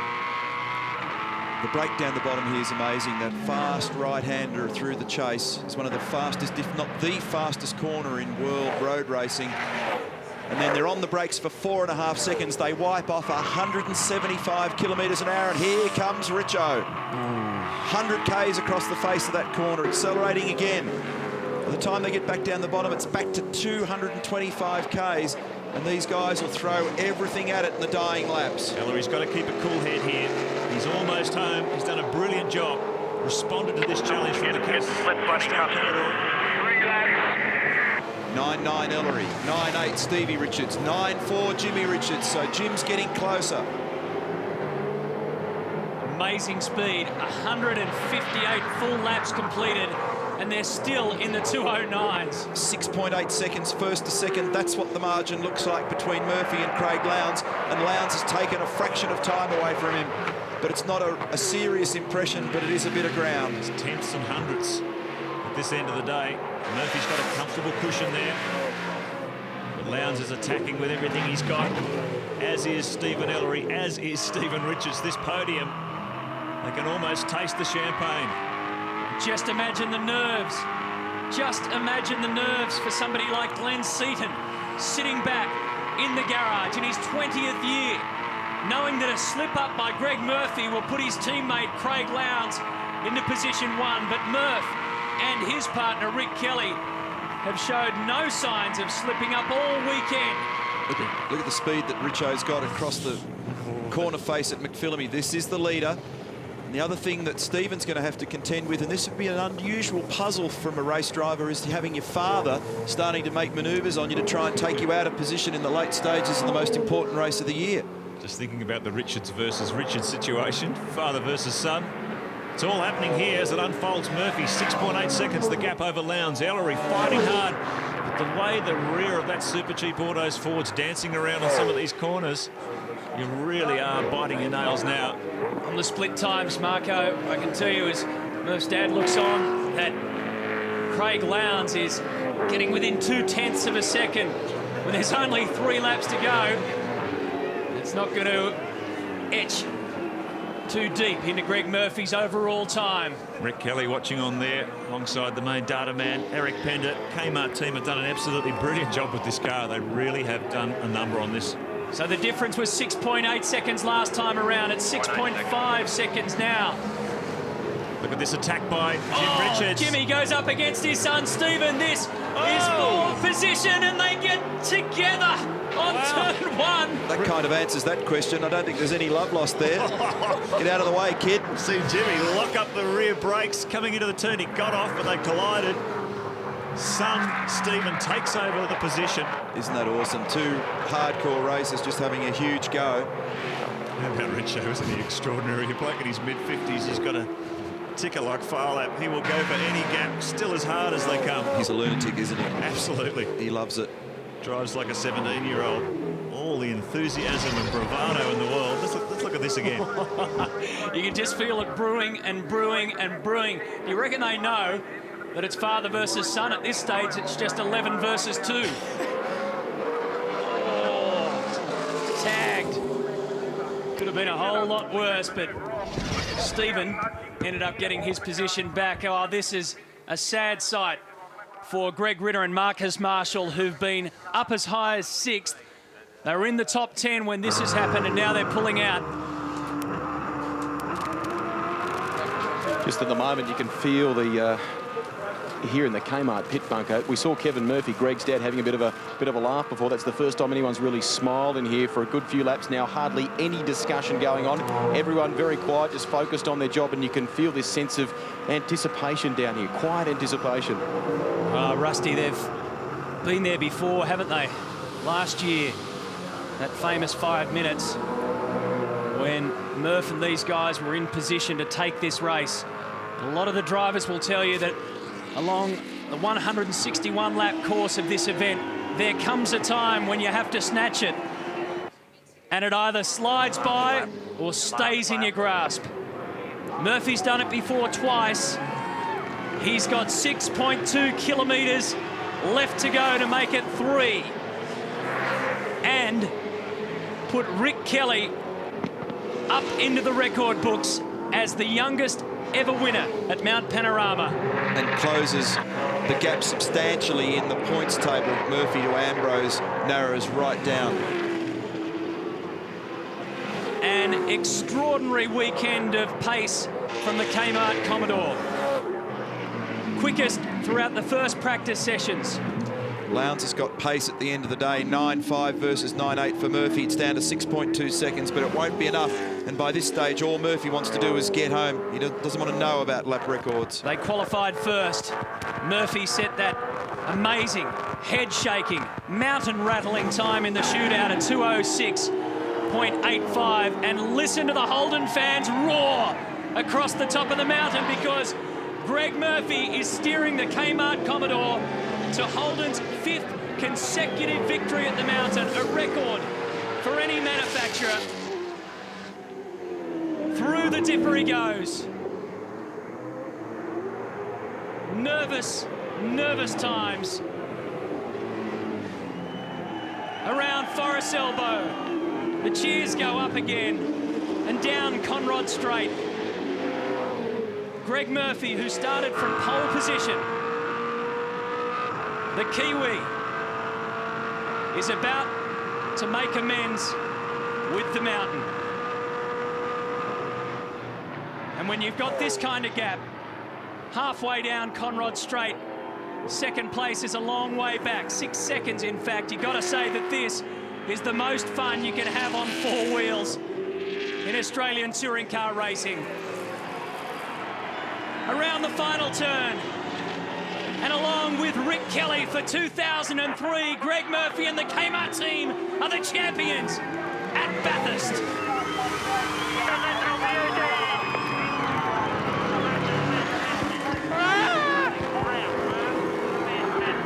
Craig Lowndes and Glenn Seaton, second position. Stephen Ellery, congratulations to car 31 and Luke Youlden make up our podium. We take our hat off to Stephen and Jim Richards in 4th and 5th. You got to say that yesterday was probably one of the highlights of Greg Murphy's career with that pole lap. Today, I reckon... As you're driving in, just drive over all the shit, pick up as much stones and weight and crap as you can. Topped it off. He wants to make the minimum weight. Greg Rust. Hey, Rick Kelly, you just won Bathurst. How does that feel? I know, it's unbelievable. I mean, it's a fantastic job by the team. We certainly showed that we're the best team out there this weekend. Greg's led the timesheets all weekend. It's fantastic stuff. How were those stints for you during the course of the day? Was there a lot of pressure on? How did it feel? There certainly was. In the second one, I really had to pull my finger out and do the best job I possibly could out there and pull out some time, so it was a fantastic race. The youngest driver to win at Bathurst. When will this sink in, do you think? I don't know, probably not for quite a while. I really hope, you know, we can win it in the future. It's been an outstanding day. A little bit disappointed with what happened to Todd and Mark. I really wanted to stand up on the podium with my brother Todd and definitely Mark, but yeah, very disappointed with what happened there. An outstanding week. Well done, Rick. Congratulations. Thank you. Thanks a lot. Glenn Seaton, your 20th time at the mountain. You must be ecstatic. I am very happy. Like to come here with a brand new team of FPR has been sensational. And Craig did a brilliant job today. I've got to say he's done a great to get as a result we got. And we've got to come back again and try and get that #1. But I'm really happy with second. That's fantastic. They do say there's always next year, but this year has been a real struggle for you. But really, I mean, at this point in time, it must have almost been unexpected to be where you are now. Well, you probably got to say a brand new team and the effort that they've gone through to build 3 brand new BAs and then to finish second at Bathurst for their first year is a sensational effort. And I've got to say, it's great to be a part of it. Fantastic to be a part of it. What now, mate? You go back. There is more races left for the season. You've got to focus on that as well. Yeah, there's no doubt. Naturally, my car got quite heavily damaged today, so naturally we've got to go back and fix that before Indy. So there's still a bit of work to do, but we just need to get on and make the cars a little bit better, which we've got some things coming along, the new engines and things like that. So next year, look out. That's great. Congratulations to you and Craig. Thank you. Thanks, Grant. Great scenes. down in scrutineering, where Greg Murphy has just received a warm and hearty congratulations from Craig Lowndes. Lowndes and Seaton finished second. Seaton's been second before, back in '87. Robbie Crawford, the team boss down at Kmart, is with Rusty. Rob, last year you were making headlines for all the wrong reasons. They're the right ones in 2003. How does that feel? Oh, absolutely fantastic. We had to make amends from last year. It was our mistake. And this year we put it all right again, and Greg and Rick drove an absolutely fantastic race. The thing was quickest just about every session, and the guys have done a fantastic job here and at home. So it's absolutely fantastic. What transpired between Sandown and here? You came here with a car. When you rolled it off the transporter, it was just in the zone. So was the team, so were the drivers. Yeah, I think we had a day's testing, which was a bit unusual for us. So, you know, we've had 2 days testing and it's worked really well. And, I mean, you know, the drivers have driven fantastic and the pit stops were good. It's all just come together. Hey, Rob, head to the podium. It's champagne time, mate. Oh, fantastic. And a few green ones, I reckon, too. Well done. Cheers. Yep, Robbie Crawford and Kmart absolutely ecstatic. And by doing that, Greg Murphy claims his third Bathurst title. Did it in '96 with Lowndes, in '99 with Richards, and now in 2003 with Rick Kelly. Murphy joins Dick Johnson as on the 3 times winners list. Lowndes and Seaton a podium finish. Ellery and Yulden make it a Ford 2-3. Stephen Richards and Larry Perkins 4th. Jim Richards and Tony Longhurst in 5th. Ambrose and Ingle ended up 6th. Radicic and Rydell 7th. And Mark Scaife and Todd Kelly, when in position 2, had to come in and stick their door together, ended up in 8th. Down through to 10th is where you find Bradley Jones and John Bowe. Then car 45, Magnus and Manassian. Wilson and Brabham in 12th. Johnson and Luff in 13th. Dumbrell and Mazzera 14th. 6 laps behind. Miller and Searle 15th. David Thexton and Stephen Voigt in 16th position. And out of 17, it'll end up being Baird and Porter. Look at the laps down here. Johnson and Wade 18. Tander and Whincup. So much promise today and a lap record, but 19. McConville and Lay. Owen and Skyfleet. Richards and Wills. It was a shocker for Team Dynamic. And then after position 23, the rest of them were a DNF. Look at the big names that rattle through here. Canto, we saw that spectacular engine failure. Larkham, Bernard, in the wall a couple of times. Fernandez and Russell. Tratton, Stokel. The Bates brothers were in the wars. Bridie was in the wars. What about some of that stuff that happened up at the top of the mountain early in the day? And in a way, it is fitting, given the speed, the exceptional speed of the car all weekend, that Greg Murphy and Rick Kelly should be on top of it. Mark Oster. Well, fantastic scenes here. How about a big cheer for the sponsor of this fantastic race? One of the true Bathurst legends, Bob Jones. And his son, Rodney. Fantastic scenes here. Ford tried very hard. They try hard every year, but they haven't been able to break Holden, stranglehold. How about that? 5 Holden wins in a row. Unbelievable. Right, it's time to get into introducing our winners. And it's been a fantastic effort, a really hard grind this year. How about a big round of applause? They've done it again. They got on the podium at Sandown. They've done it again at Bathurst. A big round of applause for Stephen Ellery and Luke Yulden.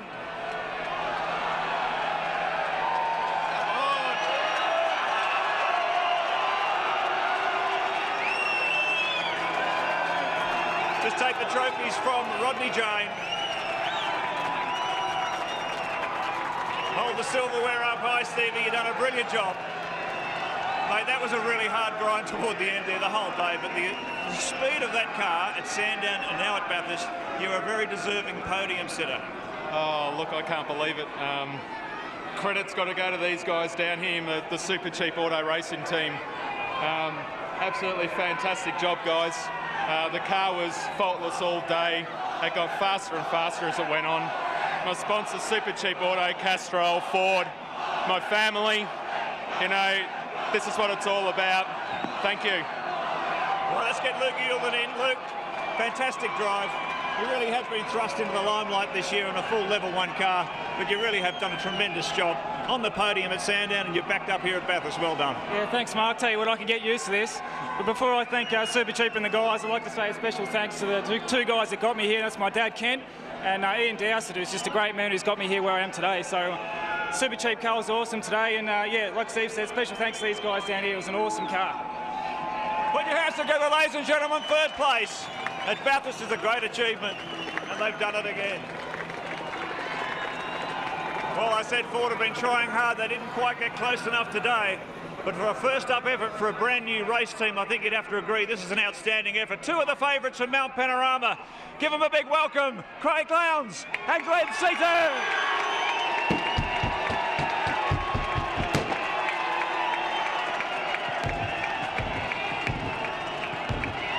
Take the silverware, boys, from Rodney Jane. After you've handed out your caps,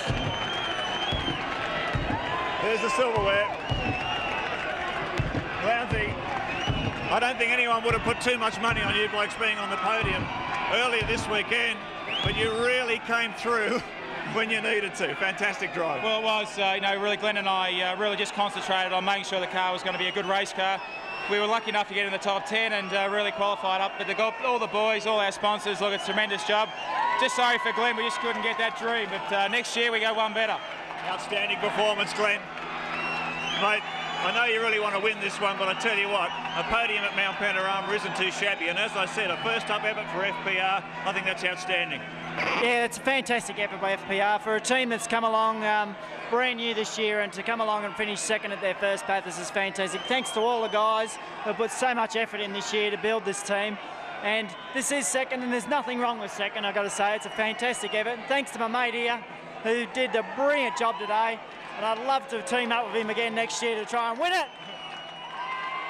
I just want to say hello to my little man back home. He's been watching it with my brother and my mum. So, look, thank you, and thank you, everyone.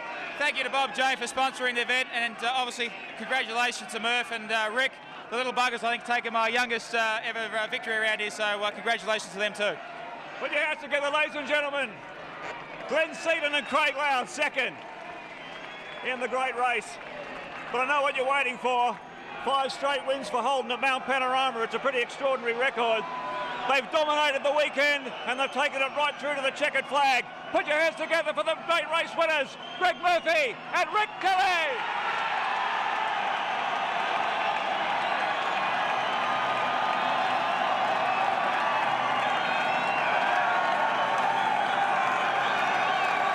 Take the trophy there from Bob Jane, sponsor of the race.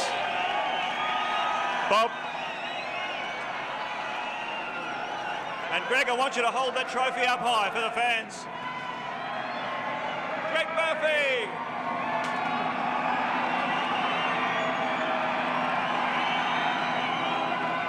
You know, Murph, there's an old saying about Mount Panorama, guys that get on pole position don't tend to win, but you didn't follow that rule today. You have dominated this whole weekend. Can't believe it. I just can't believe this weekend what's happened. Hi to Monique and Ronan at home. Love you lots. I'll see you tomorrow.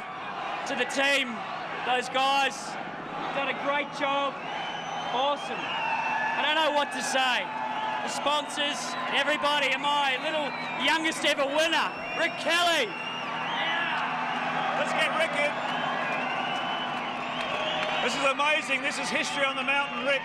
You have just taken over Craig Lowndes' mantle as the youngest ever winner of the Bathurst 1000. How about that?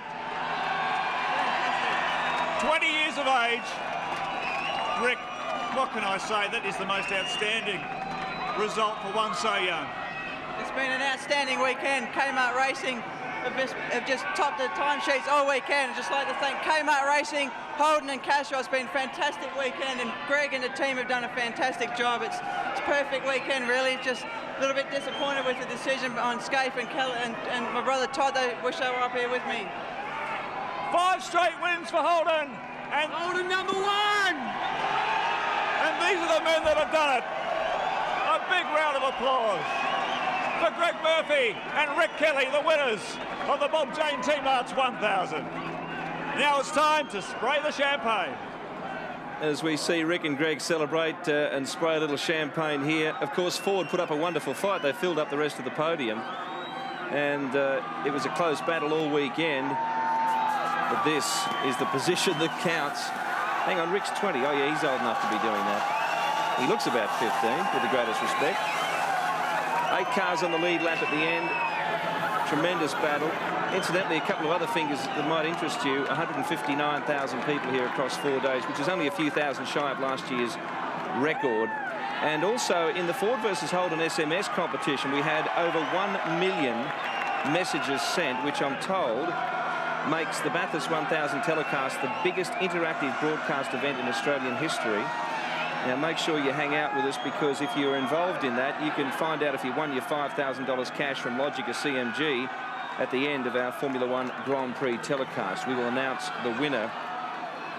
It'll be one of many because, as I said, over 1 million messages. That's extraordinary. Our thanks to the international viewers from all over the world who've joined us for this telecast. We'll be back, and we hope you will be too, for more in 2003. This championship, this race promises so much. Thank you very much for joining us. We'll leave the Bob Jane T-Marts 1000 for now.